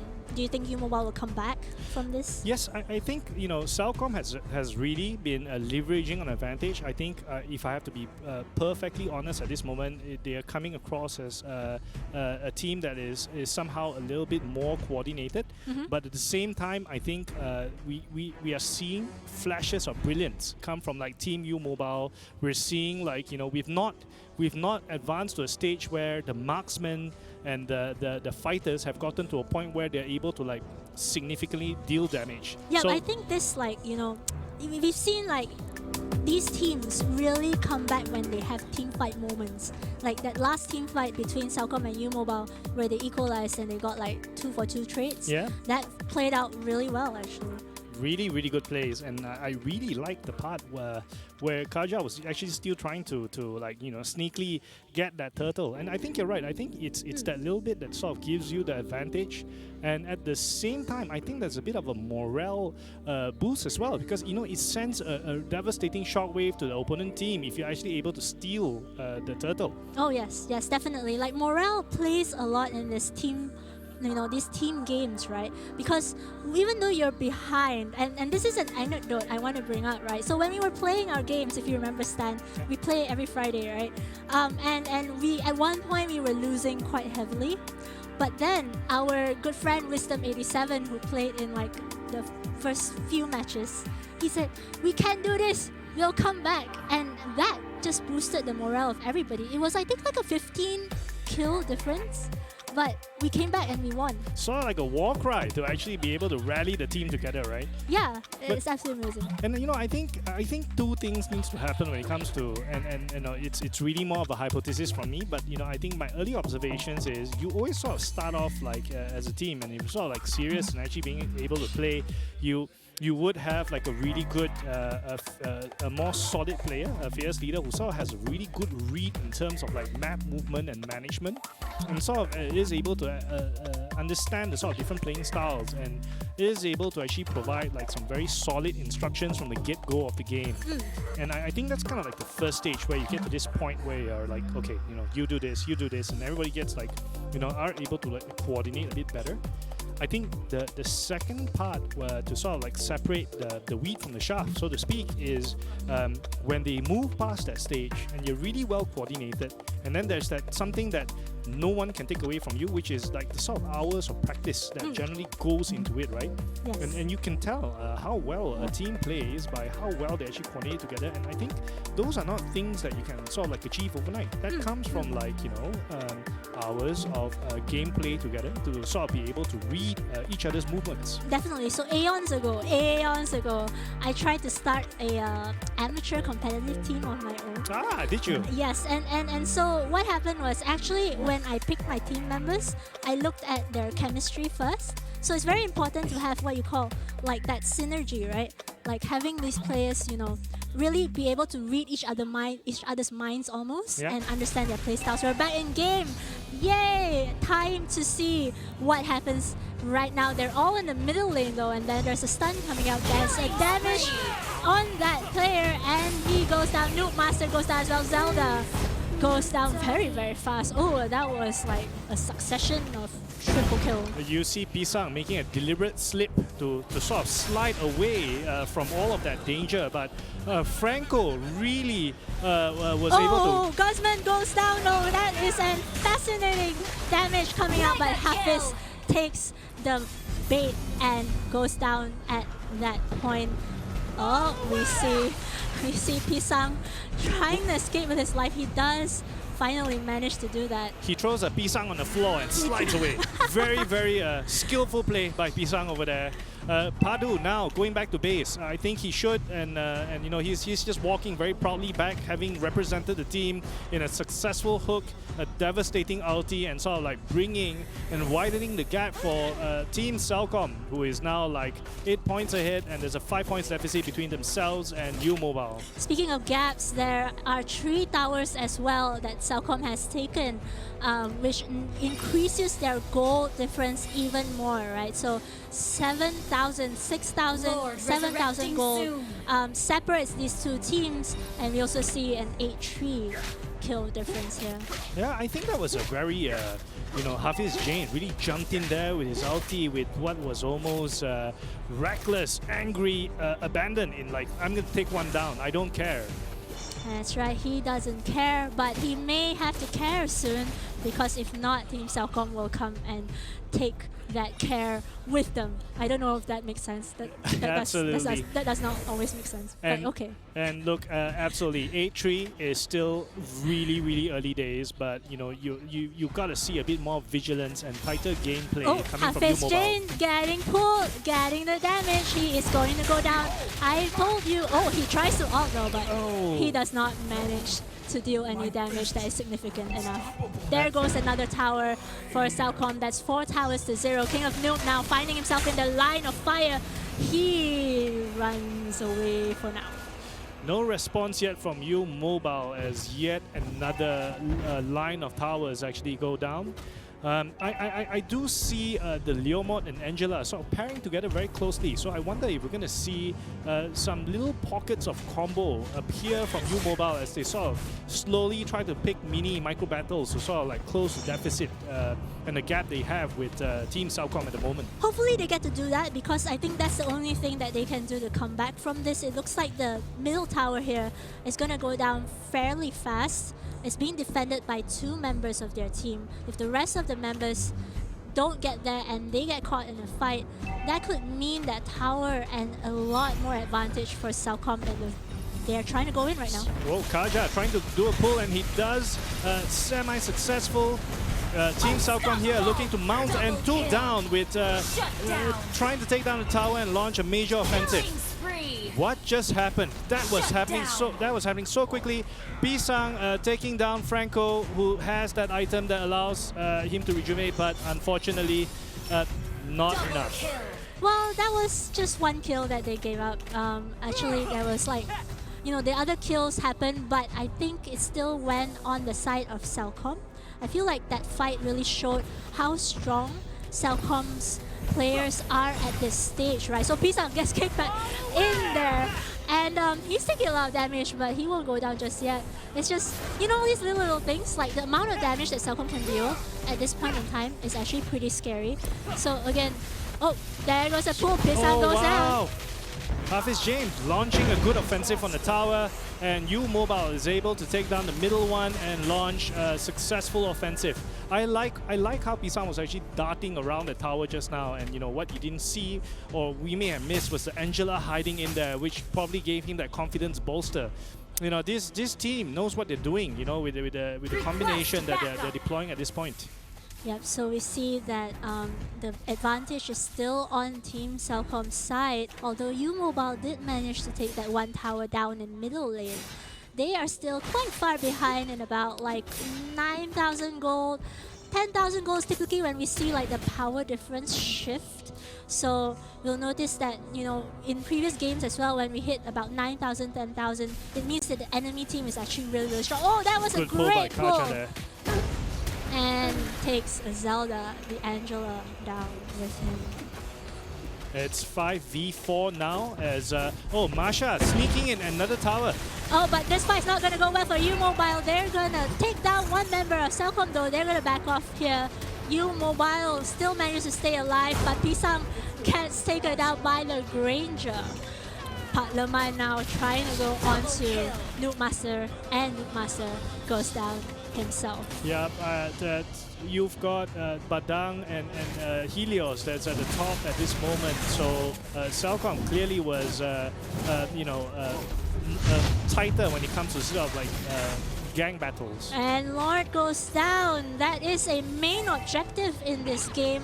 Lord gives you an incredible buff, but it also gives you the presence of this minion we call Lord that does a lot of damage in the lane that is pushed out the most. Bit of a naughty taunt coming from Guzman over there, using an icon to connote an expression. Cheeky, cheeky, cheeky. Well, now the tides are in the favor of Cellcom because they're pushing into middle lane with the Lord being called out really, really soon. We will see this middle tower under a lot of pressure. Hafiz Jane tries to go in and gets a kill, but it's not a full kill yet. Hafiz Jane goes down first because the item keeps him alive. Noob Master is stunned.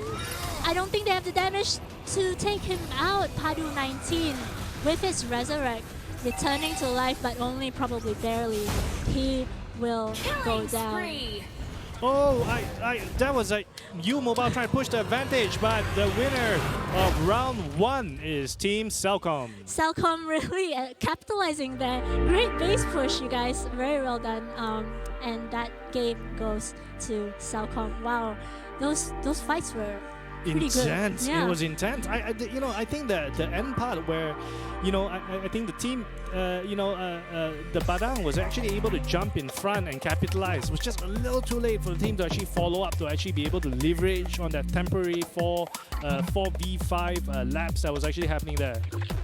Yeah, this is a very interesting scoreboard.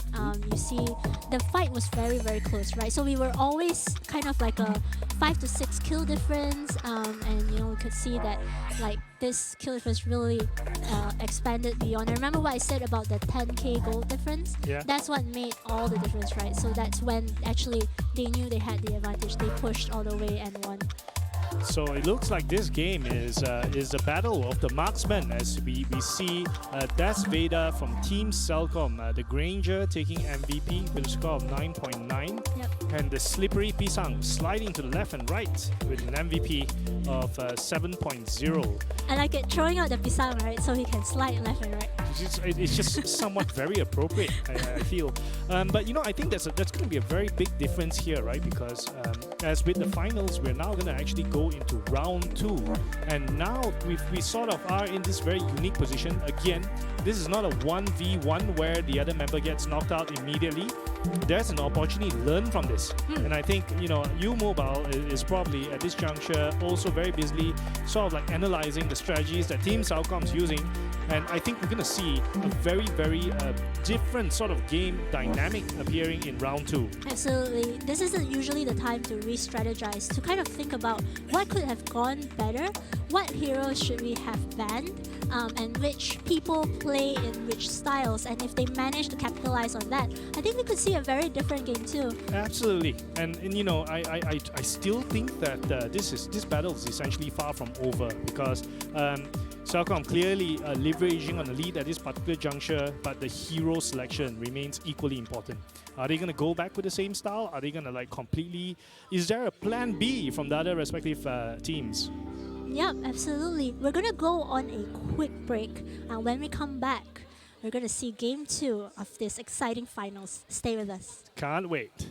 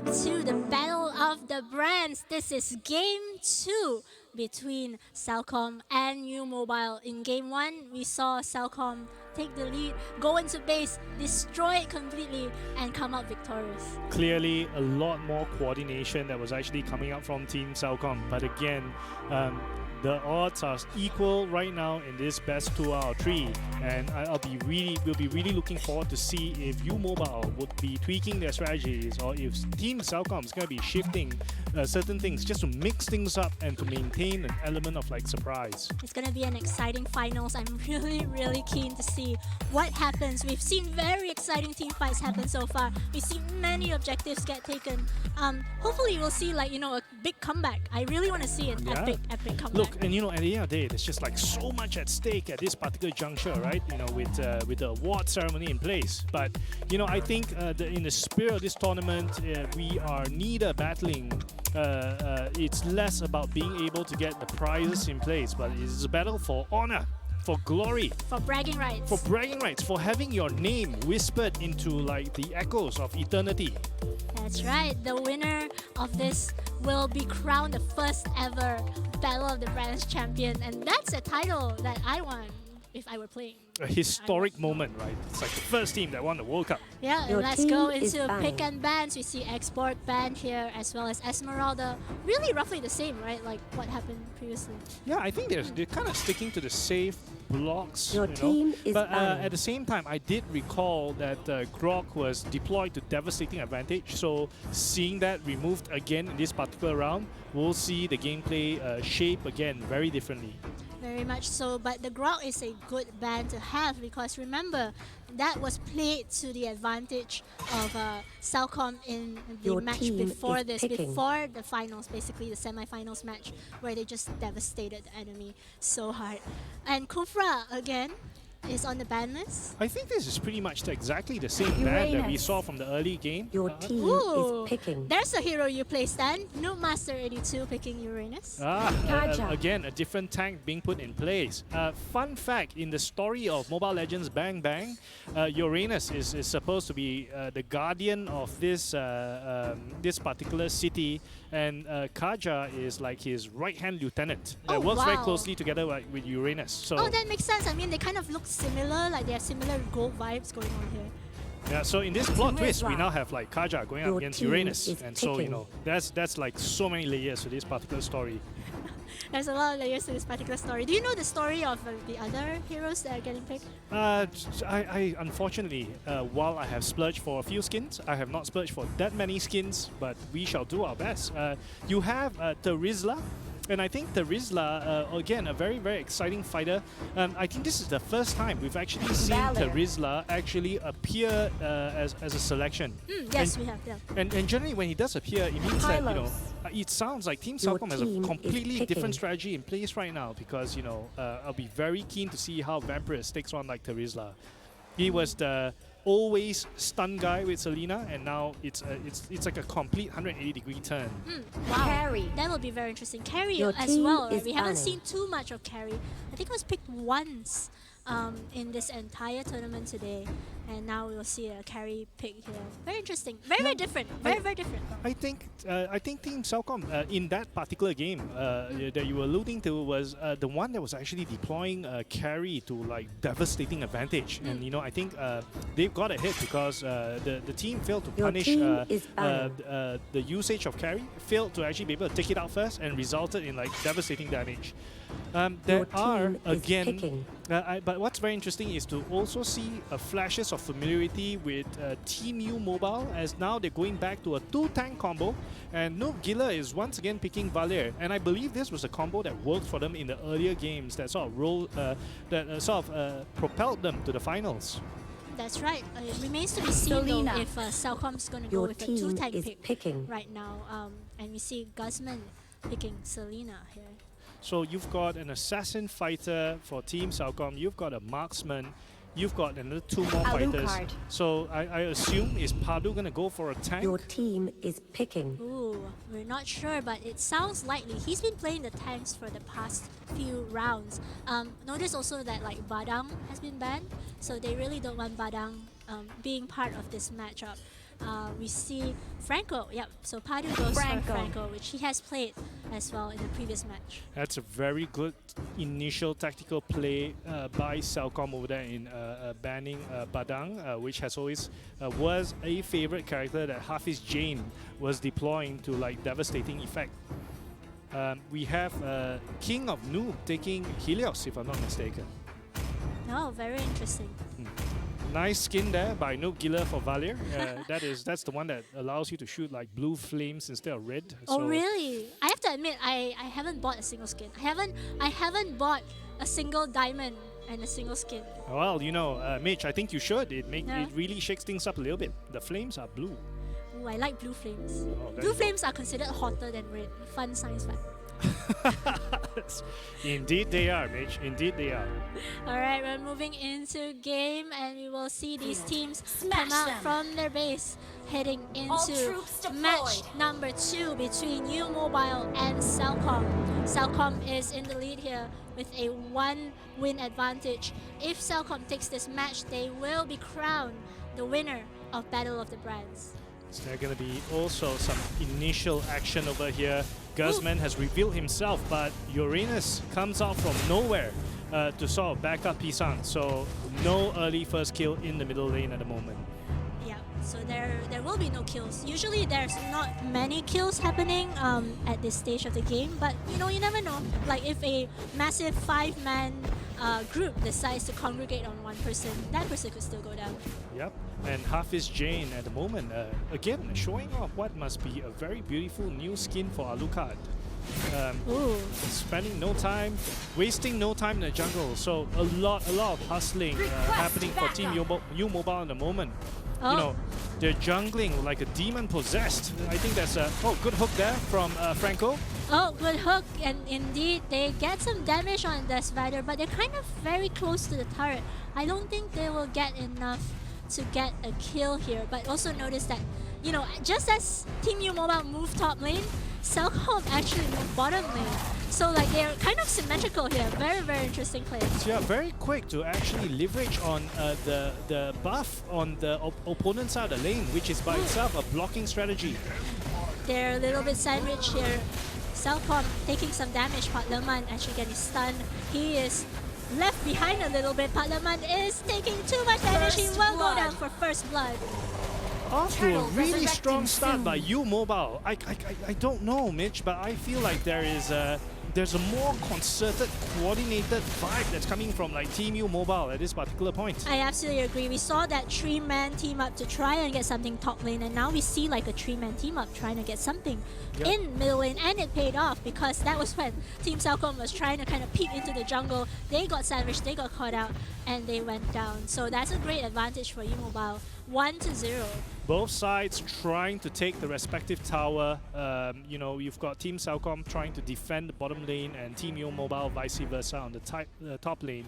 So everybody's trying to get that early tower kill at the moment. Ooh, some action happening here. That's a stun for 2 members of U Mobile. U Mobile goes down. Guzman gets very, very low. He is forced to move away, but Patlaman still dealing the damage onto King of Noob. He goes down though. Oh my gosh, King of Noob survives. But now the rest of the members of U Mobile are here taking down Patlaman if they manage to do that, but the stun manages to keep him back.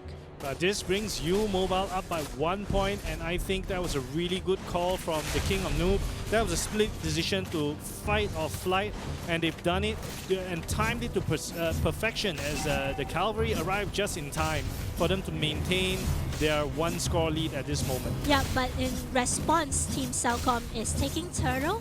They will get Turtle. They will get an extra goal advantage to narrow that gap between U Mobile and Celcom. Again, still very early days though. Yeah, but there's one thing about Turtle that's extremely important, because all the team members will get experience, all the team members will get the kill, but you know, the person that kills the Turtle will essentially get the buff, and that Turtle buff is a really powerful one, right? Because in the hands of a marksman, that allows you to really get some solid early kills in. Yep, so some rotation coming out here. U Mobile trying to punish Team Celcom for trying to go onto their tower. Patlaman is gonna get stunned. Oh, he is alone. He will go down to Pisang. Guzman manages to kind of run around here, but he won't escape as well because there's too many of them here. Spree. There goes Cellcom. Wow, that's a turnaround. 4-1 is this the same U Mobile we saw in like round 1? Everyone is just looking so dangerous. Hafiz Jane is looking dangerous. King of Noob is looking dangerous. Yeah, I think the gloves are off, right? It's now fisticuffs time. Padu 19 taking a bit of damage. He tries to peek out, but then he's forced back to the safety of the tower. They're gonna push in U Mobile. This is it, right? Is there gonna be a fight here? I don't know. I don't think so. They're probably just gonna deal some damage onto the tower if Vampires does not take too much damage at this stage. That's a good thing with having a mage like Valier on your side of the team. Note at how he's actually able to keep pouring the damage. Ooh, that's a good stun there. They take down Noob Giller. That was just one stun. A lot of damage. Boom. Oh, very close hook there by Padu 19. Oh, Hafiz Jane gets suppressed and he goes down very, very fast. Padu 19 taking too much damage for his liking. He's gonna run away into the bush, but Pisang gets very, very low, goes down. Noob Master's gonna finish off the kills by Turtle dying as resurrecting well. soon. The tide has turned in this one skirmish. Cellcom has retaken the lead with a score of like 5-4 at the moment. Immediate response from Noob Giller right now to say, back off guys, it's still too early, everybody beat a tactical retreat. Yeah, but once the teams get an advantage, they capitalize a lot. So notice that Cellcom also took the turtle, and now they have the goal advantage, they have the kill advantage. They don't have a turret advantage, but I think they're gonna get that very, very soon because you see top lane, carry is pushing.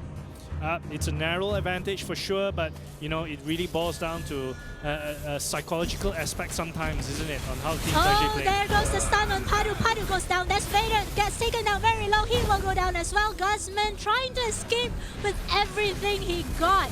Those stuns, those damage. I don't think they will land. Oh no, but they do land because Guzman gets slowed and he dies. Kaja's slow, really playing a huge role here. This is U Mobile's way of saying, don't get too confident. We are not done and out for the count yet. And the score swings back to U Mobile, 7-5 at the moment. Things are getting serious then. We're gonna see a lot of interesting fights here. I'm really excited. Let's see. So they're now in middle lane, trying to see if they can get more picks off. Pisang is chased away from the jungle there. But clearly having a bit of a level advantage. He is level 9, way ahead of everybody else. Oh, I stand corrected. Carry has been silently at 10. Oh, Padu takes a lot of damage again. And he is forced to try and get out of this. He will not get out of this. King of Noob gets suppressed, but that will be fine because his members are there for him. Vampirus goes down, goes in and taken down really, really fast. That's Vader. Some very masterful gameplay, and we are seeing the same U Mobile that was like so deadly. Oh, deadly it is. Patlaman goes down. There's still more to go. Are they going to push Guzman? Very, very low. He manages to fly away to safety there. Death Vader is the only one left defending this tower. But I Turtle resurrecting I soon. think they might not be able to get anything anymore. Good play by King of Noob over there. I think he was actually sort of like really playing the role of a tank and really going deep into enemy territory to actually allow the rest of the members to actually capitalize. Was a bit of an isolated pull there from Guzman. None of the teammates were actually around to actually be able to capitalize. Yep, but they did capitalize. Now Cellcom trying to get back that gold that they lost in that previous fight. They do get turtle this time. Is that like the third turtle that they've actually like secured? So every single turtle. Oh, I think there was one for U Mobile when they did that. But yes. So now a suppress on King of Noob.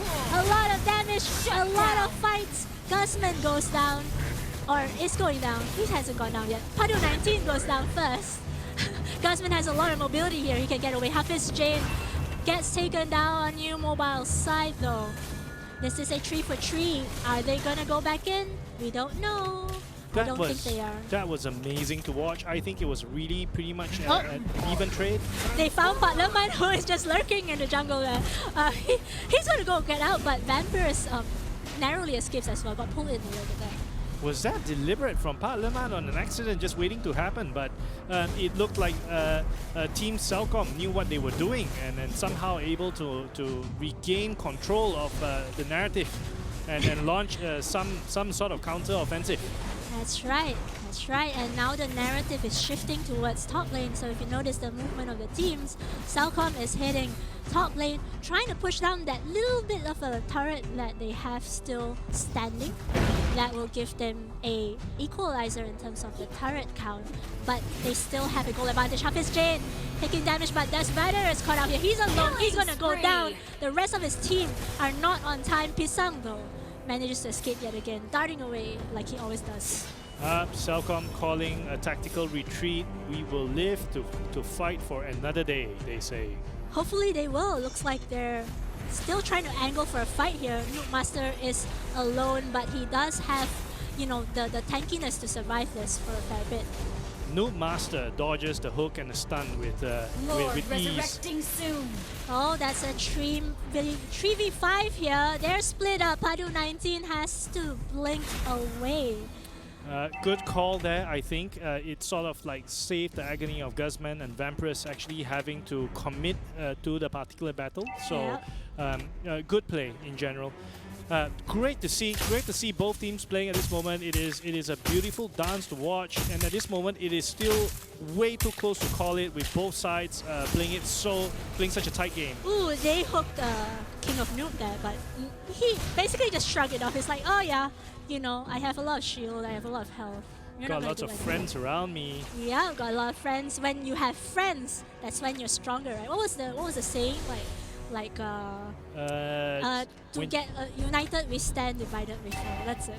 Or we can take a page from Liverpool. You never walk alone. Oh yes, that's right. Never walk alone.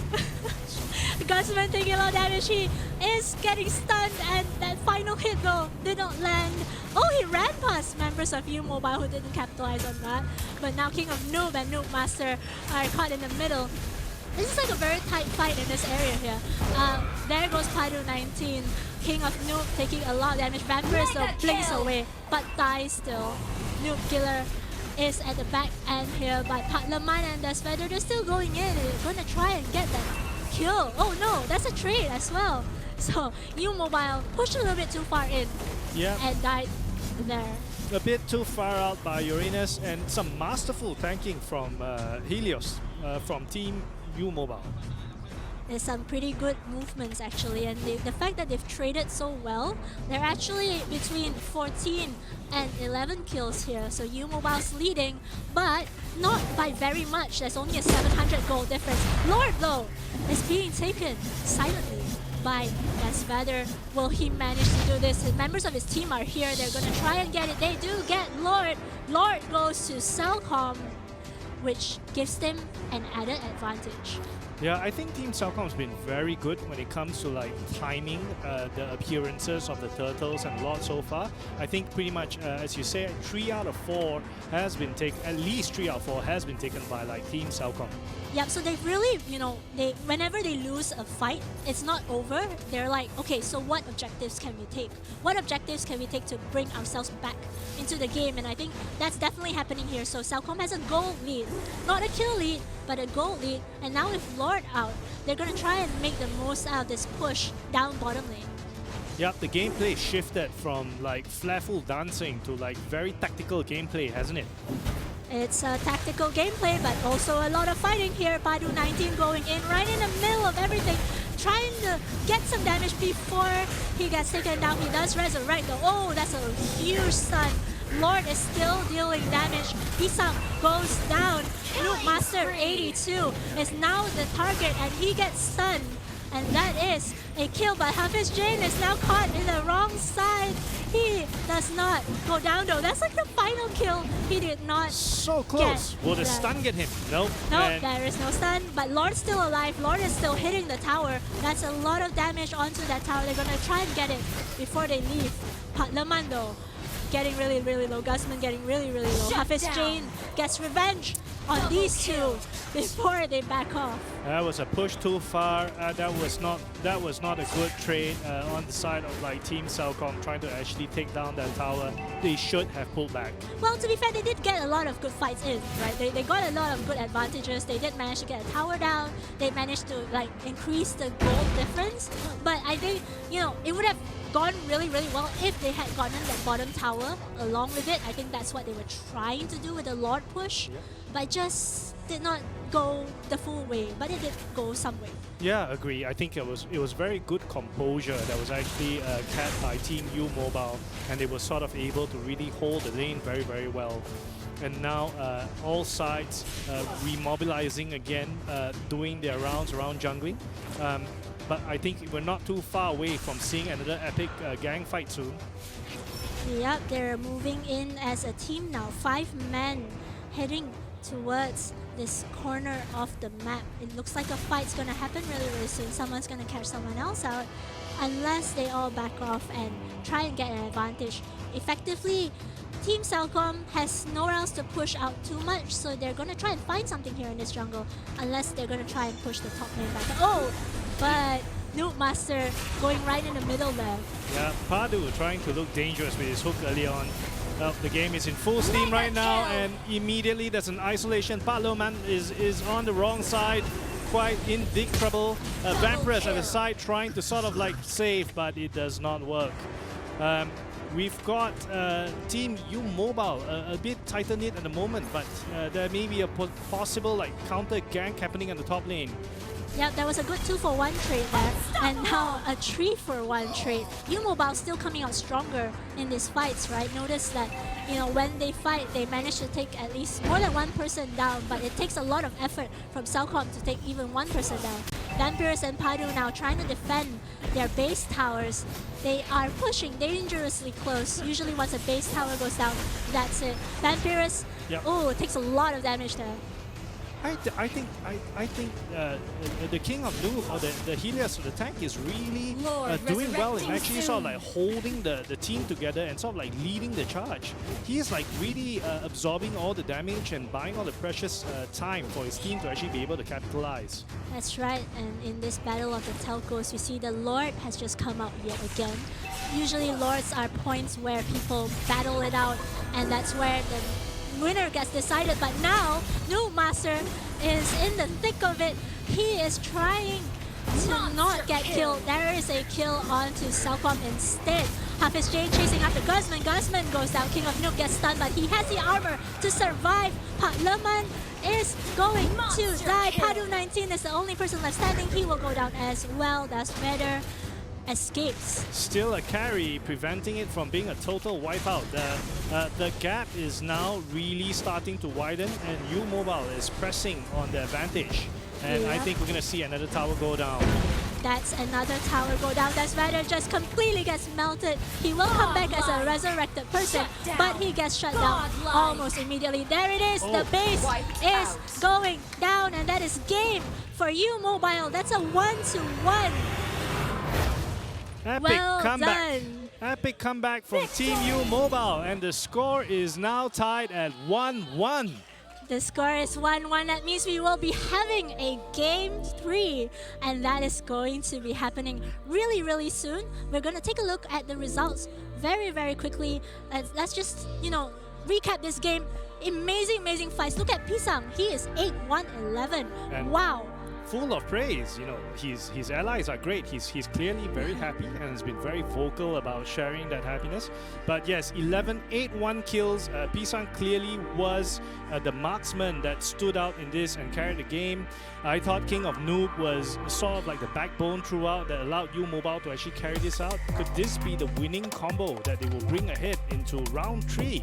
Absolutely, but remember, each match gives the teams the ability to go back and re-strategize and figure out how they can do this a little bit differently this time. Can we take one hero out of the match if that hero was dominating?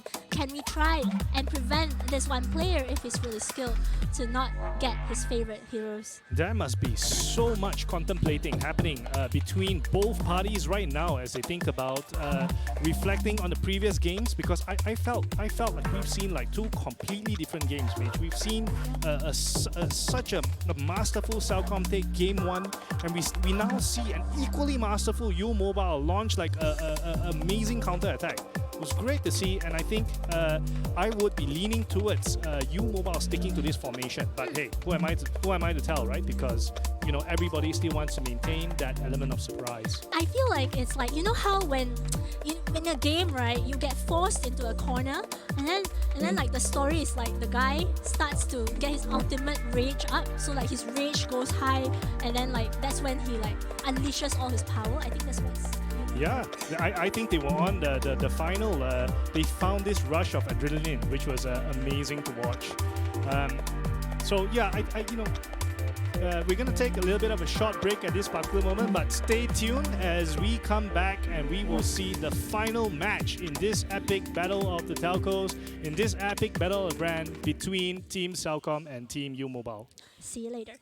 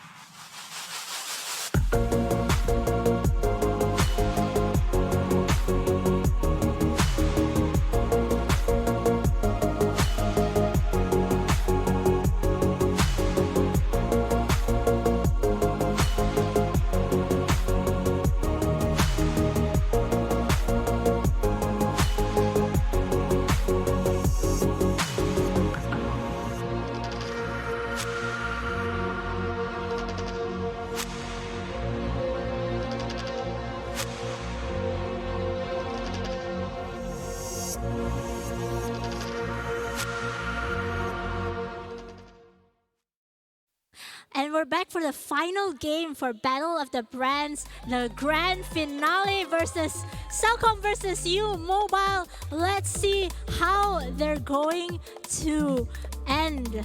I don't know who's going to win at this point. Like, it can be anybody's game. We are now at ground zero, folks. I think it boils down to probably even at the very beginning, I am excited to see the team selection once again. Who is going to surprise who? Which team is going to be able to shake things up? And what are they planning to ban?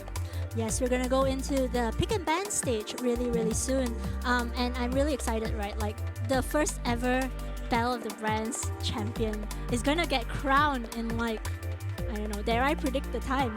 20 minutes? 15 minutes? Maybe it's gonna be a very close fight and we will have 40 minutes. Games have gone for 40 minutes. Yeah, well, I think we've been seeing an average about like 12 to 15 minutes. And you know, what I really appreciated in the first two rounds that we've seen so far is that the game did not, you kind of like really lose track of the time as you were going, right? Because they were sort of just going, trading blows, going pound to pound. And you know, we're not at this stage where it feels like you can say with certainty that one team just got totally wiped out. I think even the losing team in the past two respective games were you know, they went down by putting up such a good fight. You know what I mean? It was like just so tight and nail biting throughout the entire time. It was never really one-sided. I think that's what you're trying to get at.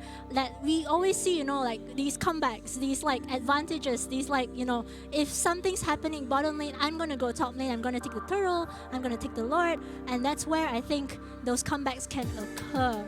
And right now, I am really excited. It's 1-1. Like anything can happen at this stage. Absolutely. And sometimes, you know, I lose myself. It feels a little bit like a game of chess. Like you sort of see like a Team Cellcom take a tower, and shortly after, within the span of like 20-30 seconds, Team U Mobile mobilizes and takes back a tower. So there's like, you know, in this, I think there's a term that they use for it. It's called like turret stealing. Oh yeah. So there's a bit of a strategy that goes involved in that, right? Where you kind of send like 3 to 4 of your team members to go in for a skirmish, and you know, they never really commit when they're actually fighting the team. But what they're really trying to do is buy some time for one of their team members to sort of like be on another side of the lane to try and steal that turret. So, you know, in that sense, it's less about thinking about sort of kills that you have, and it's more about thinking about really winning the game and trying to like take down as many towers as you can, because that will bring you closer to actually being able to demolish the base. It's a little bit like a dance. It's like, you know, I lead, then you lead,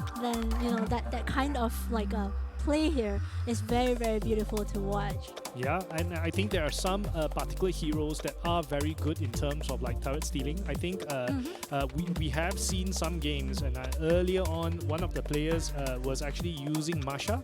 And so, you know, you have Masha that was generally used where they don't take any lane at all. They are perpetually roaming, they're perpetually in the jungle, they're perpetually waiting for a fight to happen, not to run to that fight, but to run to an empty lane and try and do like a tower push. Yeah, absolutely. I mean, I think that we may not see super different strategies here. We did see super different strategies in Game 2. But I think Game 3 is where it all comes together. It's where the best heroes, everything's on the line, right? Like everything's at stake. So their best heroes will come out, their best strategies, and I think what we'll see is everything that we've seen to date, like the qualifiers, you know, the semifinals, the finals. What an amazing journey it has been. Yeah, and look, I kind of have an opinion at this juncture. You know, I feel like you know, Team U Mobile kind of needs to stick to the formula they have for Game 2. I think they clearly showed that, you know, with the right heroes, the tactical and coordination was just that much more superior. I think perhaps Team Cellcom at this juncture needs to go with a combination or a hybrid, so to speak. So, you know, sort of identify 2 of their top players. Vampirus, for example, was really consistently good throughout the entire game, and maybe sort of sliding in that element of surprise with these 2-3 other heroes that nobody is like aware of. Game changers. Yep. So like I said, like usually we have many different heroes up our sleeves, right? And so that's when all these come out. But I think because there's so much at stake here, I still think they're gonna go back to what we've seen earlier, like a ban on Esmeralda, a ban on Grok, a ban on, I don't know. They don't seem to ban Ling. Like we always talk about like Ling being like super OP, right? But like I guess these guys don't play Ling. Maybe Yeah. there's a way to counter Ling. I don't know. Or perhaps that was really the secret weapon that either teams have been like pocketing all along, and we might actually see a Ling introduced into this gameplay.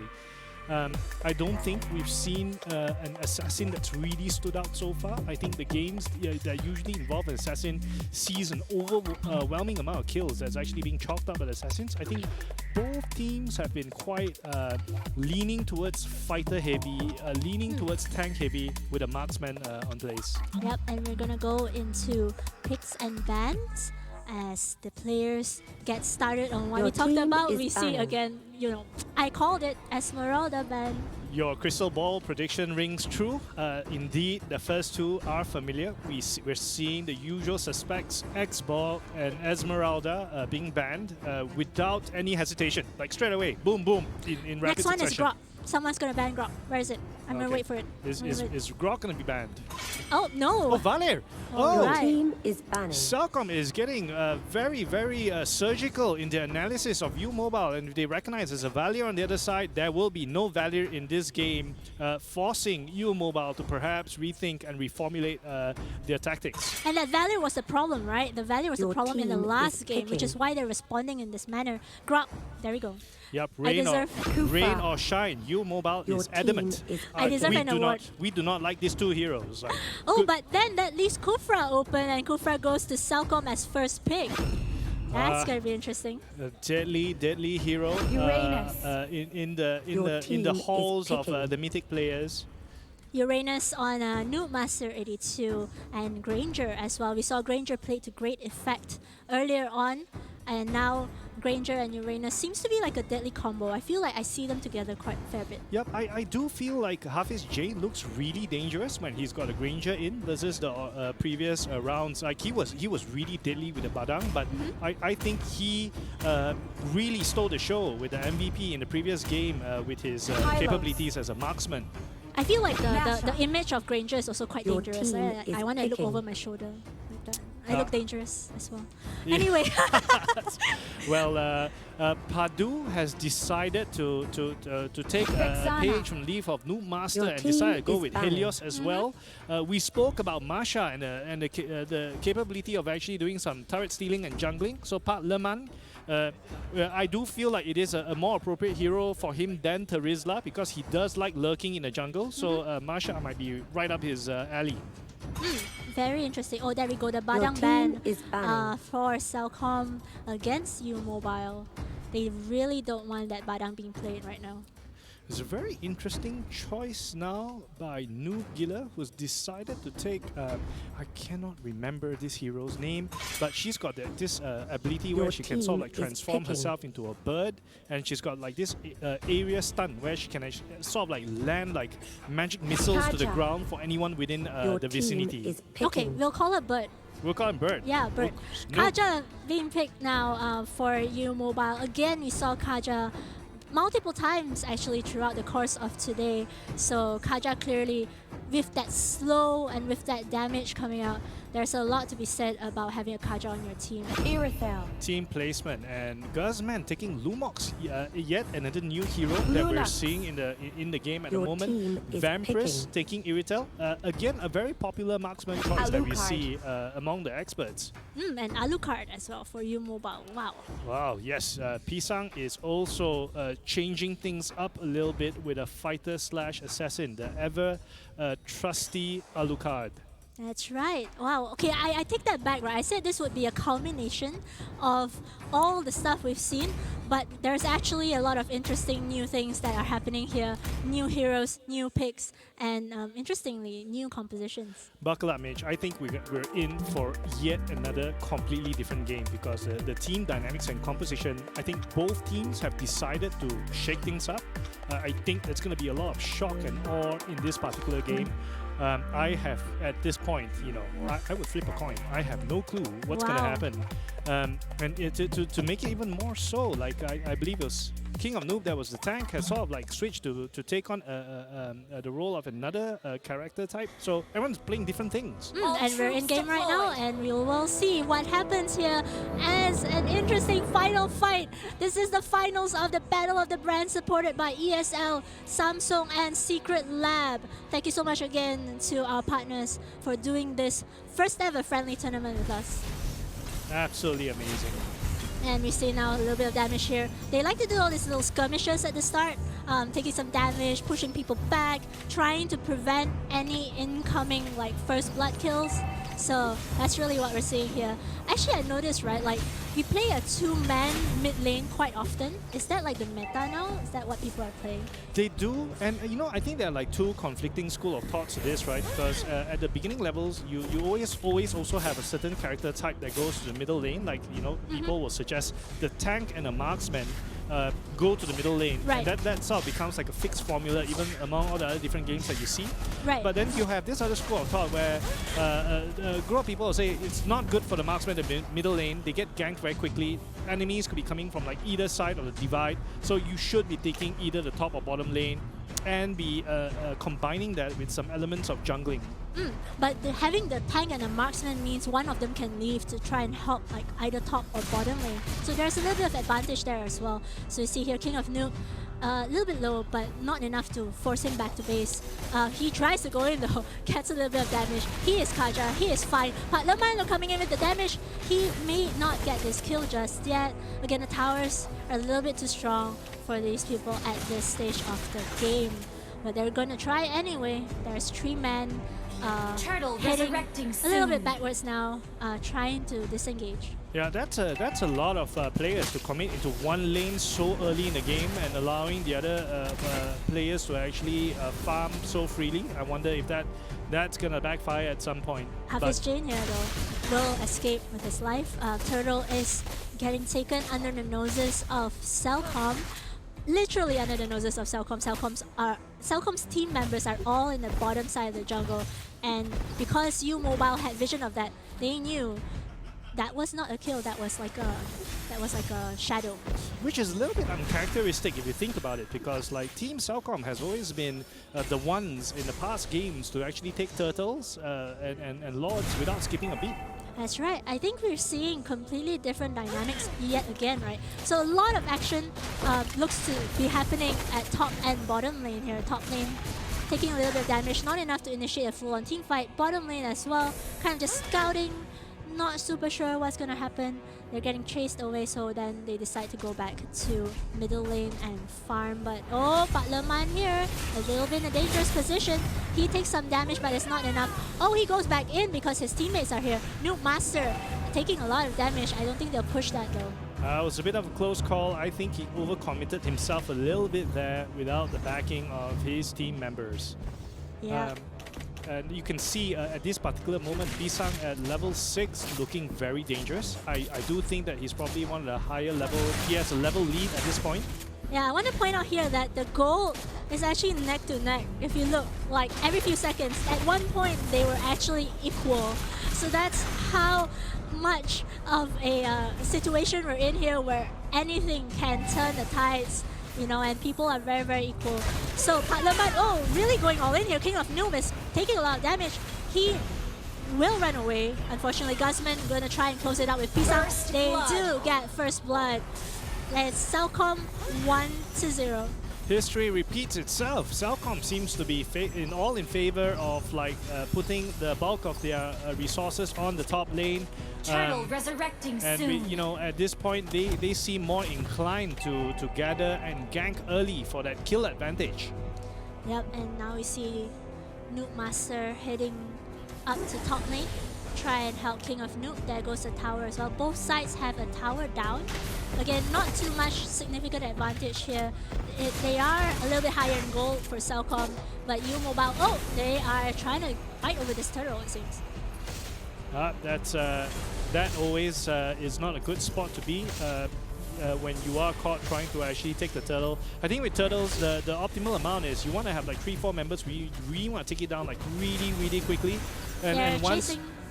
yep, and once you get caught, then immediately everyone just dances around. And no clear advantage in sight at this moment. Oh, there's a lot of damage here. Padu is getting dangerously low. He is gonna survive a little bit there. U Mobile looking very dangerous and trying to take down the tower, and they do. Oh, Hafiz Jane gonna go down. There goes the other side as well. Pat Lerman goes down. Padu goes down as well. Great kind of balancing of that tower here. Just enough so that they can wipe out Team Cellcom. U Mobile looking really strong right now. That was incredible, a wipeout. And then will they be able to sort of like really put the cherry on top by taking down this tower? Nuke Master and the others forced away here. Likely not. Iritel is now in play. We've not seen much of Iritel, but she is looking pretty dangerous herself at the moment, having been very busy farming, I assume. Yep, and because U Mobile got pushed away from that tower, they were like, okay, let's take the turtle, let's get more goal advantage. You know, we're ahead, we might as well stay ahead. And so Pisang now moving in, trying to also push as far as possible into the top lane here. Goal advantage looking a little bit more pronounced now. U Mobile having a kills lead and a bit of a goals lead at this particular juncture, but only just slightly. Only just slightly, but very interesting, right? So U Mobile does have the turret advantage, does have a little bit of a goal advantage. Again, Tides have turned and Tides can turn, so let's see if Cellcom has what it takes to come back from this. We're seeing a little bit of a dance in top lane. But then the rest of Cellcom moving in to try and clear out their minion waves here at bottom lane. Opted to refarm again just to get that bit of item, just to get that much more slightly stronger to be able to turn the tide. Oh, top lane, there's gonna be a fight. Nuke Master gets stunned, however, he gets away. Oh, there's a Dust Vader, gets dragged along, but not enough damage to follow up. I think this is just gonna be a dance until the rest of their members get here. We see U Mobile having now 4 members on top lane, 4 members for Cellcom.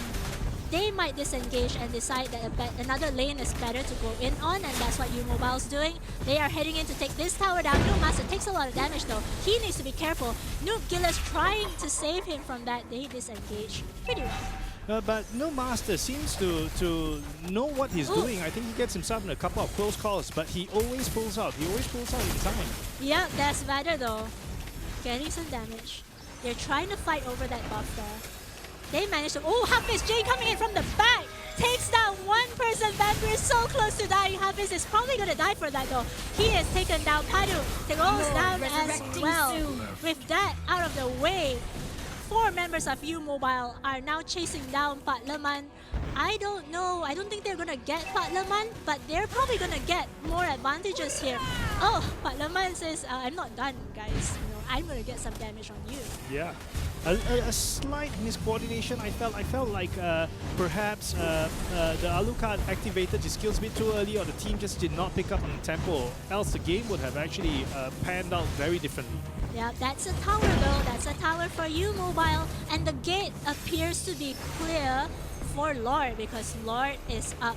Once they try and win another team fight, I think that's when Lord will go down. But right now, I think the members of Cellcom are back up and running. And so it's a little bit too dangerous yet. But, you know, we'll see what happens as they proceed. Vampirus with Iritel seems to have the weapon that allows you like super fast attack speed, and it throws out like a bit of elemental damage as well. So I think the marksman for Cellcom is pretty much on track to be able to start dealing some serious damage soon. Yep, so Cellcom trying to act a little bit defensive here.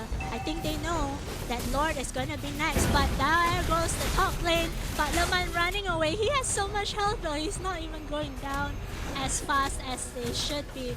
Pisang, Nuke Master, and everybody now regrouping the next fight is most likely going to be right here, right now, middle lane. Yep, I think everyone's marshalling off for a bit of a full frontal face-off right now. Cellcom sticking very, very closely together. Yep, Lord is being started by U Mobile. They are actually very much ahead already in terms of gold as well as towers. Will Cellcom come in to interrupt this? We're not super sure. I don't think so. I think they'll get Lord. They will get Lord, but then the fight erupts. And King of Noob, oh, Desmatter taking a lot of damage. There goes Desmatter. And then we see Hadu getting pulled in. Gusman takes damage as well, but he does not go down. Pisa goes down. U Mobile is getting shut down. Noob Killer goes down. Noob Master's the only one standing. Will this be a wipe? They have what it takes. They will take him down as well. That is a complete team wipe. GG. That was amazing, and Team Cellcom has equalized. U Mobile may have gotten the Lord, but at what cost? At what cost indeed. I think that was a incredible fight, an incredible turnaround by Cellcom. Look at that. They are now taking all the objectives that they can just to really capitalize on that. Lord will give extra goal as well when he goes down. And I think now U Mobile's coming back up, but you know, wow. Yep, clearly not a fair trade. I think Team U Mobile got the shorter end of the stick. I think that was the one epic fight that sort of like swung the entire battle around.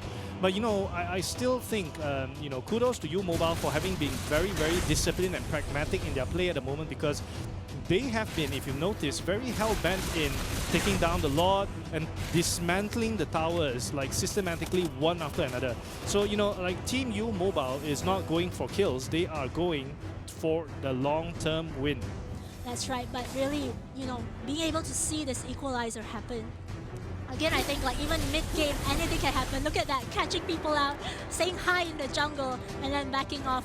They know what's at stake. They know that the next fight could be the thing that decides whether they win or lose. So we'll see a little bit of a dance here. Things are really getting very dangerous right now, and U Mobile looking to mount yet another offensive. Will they be able to come out of this with another tower? Oh, Parliament right now, perhaps straight a little bit too far. Good pullback over there. Yep, they're still going to dance around in mid. It's a matter of who gets caught first. King of Noob tries to go in, pulls in Desmatter. He may not go down just yet, but King of Noob takes a lot of damage in return. He has to back off. Padu trying to go in and deliver some kills, but that's not the real Padu, was that? That was just something that they managed to create in order to give themselves some advantage. So Yep. that was a clone. U Mobile looking still very healthy, still looking very formidable, launch and attack, but they've got to be mindful they're in an enemy's base. That's a stun on Noob Master, and he does not go down just yet. Hafiz Jane though, in the middle of everything, he dies. That's U Mobile 4v5, but Leman going in again now for Noob Master. Noob Master is being shielded, but he is running away. They are running away so fast. That's Vader trying. Hisam as well. They back off successfully. And still too close to the call. The score at the moment is 10-9. I'm trying to find the right words to describe how nail-biting this game is, and I can only think of walao. This is amazing. That is fantastic. I think you know, like at this stage, you'll see a lot of more dances. Oh, that was a narrow catch that they did not catch him yet. They were going to catch him. They did not catch him just yet. Looks like the Wind Talker sword for Iritel is activated. I'm not sure what it does, to be precise, but I'm sure the team knows how to leverage on that. The buff goes to Team Cellcom, and you know, right now in a game that is neck to neck like this, that is all it's needed to make all the difference in the world. You can see that Team U Mobile is rotating top lane. They know Patlaman is there. They have 4 members and they were trying to cash it out. Soon. But Lord is resurrecting soon. That's what they're going for. So the idea is you clear out the enemy team before you go in for Lord. But there goes the fight. Pisa goes down almost immediately. He stood in the front there. He did not know. Noob Master goes down as well. That's 2 kills for Cellcom. Hafiz Jane going in on Patlaman and manages to get that kill. But Vampires, Padu and Guzman are right here. They may try and destroy U Mobile a little bit further, but I think that went in very well for Cellcom. Yeah, but you know, I think one of the things that we're not missing out right now is from a cash standpoint, U Mobile, despite being 3 kills down, is still having the financial or weapons advantage Yep. in terms of like overall money and therefore items. Yeah, but because of that win, Cellcom takes Lord. So now they have Lord. They can push. And when Lord comes out in middle lane, that's exactly what they're going to do. U Mobile better be ready to mount a defense. They are all heading towards mid here. That's why they're trying to get, you know, as much of a split push in as possible so that they can have 2 lanes pushing at the same time. Yep. Teams Cellcom mobilizing around their Lord at the moment, looking to seize the advantage and take the middle tower. And we can see right now the teams are like equally split out across lanes. Oh yes, there's a lot of damage onto that tower thanks to Lord. Vampirus though manages to take down King of Noob. And Noob Master, they're knocking dangerously close on the base of U Mobile. Pisang goes down very, very fast. Oh, he does not go down, but his health went down really fast there. Padu now backing off a little bit because that siege is over, but there's more sieges ahead. Objective completed, they managed to actually take down the tower and beat a tactical retreat. Team U Mobile now looking to mount a counter-offensive. That's a very low Vampirus there. There's a little bit of a fight here going on. Pisang again, super, super low. Hafiz Jado takes down Vampirus because Vampirus was low, right? And backing off. Pat Leman goes down at the same time, so they do get 2 kills back from that. Great play by Hafiz Jain, gaining himself a double kill over there. And again, when Alucard lands his ultimate at the right place at the right time, amazing things can happen. Yep, so you can see that in terms of advantages, Granger on U Mobile as well as Alucard clearly have the upper hand here. But then are they able to then carry the team to victory? We're not sure because, you know, even though Cellcom did not fully win that fight just now.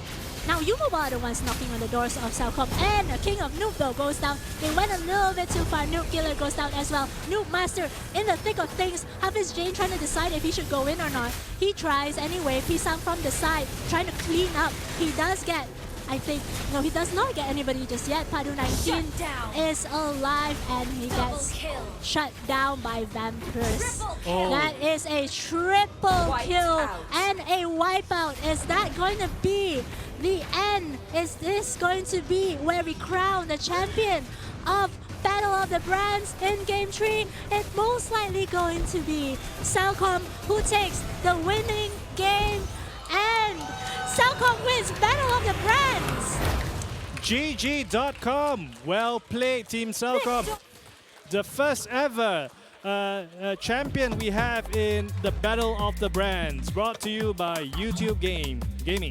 Congratulations to Team Cellcom. What a fight. That was nail-biting. And so, we're going to take a quick look at the results here.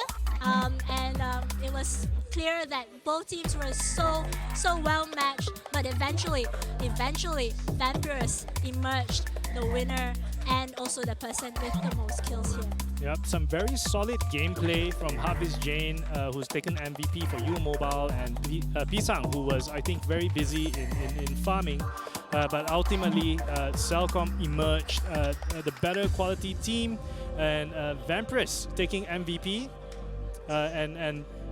Absolutely dominating with a score of like 9.4 alongside Guzman and Padu 19.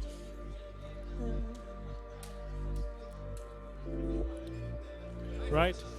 Please hold the line, folks, as we take a moment right now to sort of do a quick tabulation of the scores to decide who would be crowned the best MVP player as well as the best team.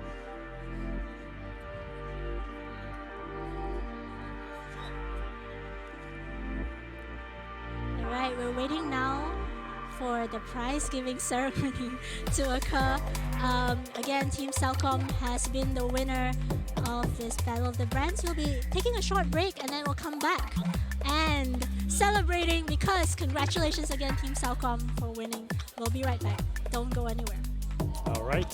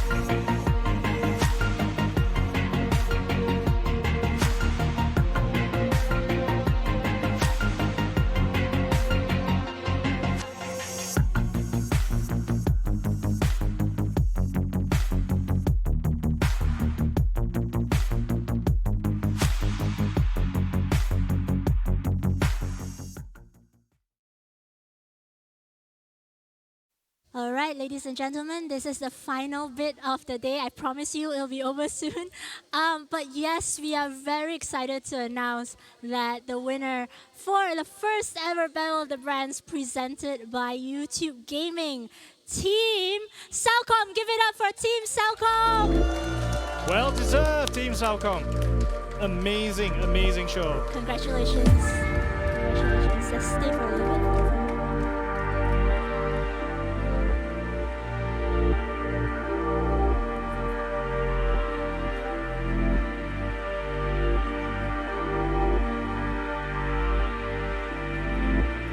Yeah, sure. Maybe after we announce the pictures after this? Yeah.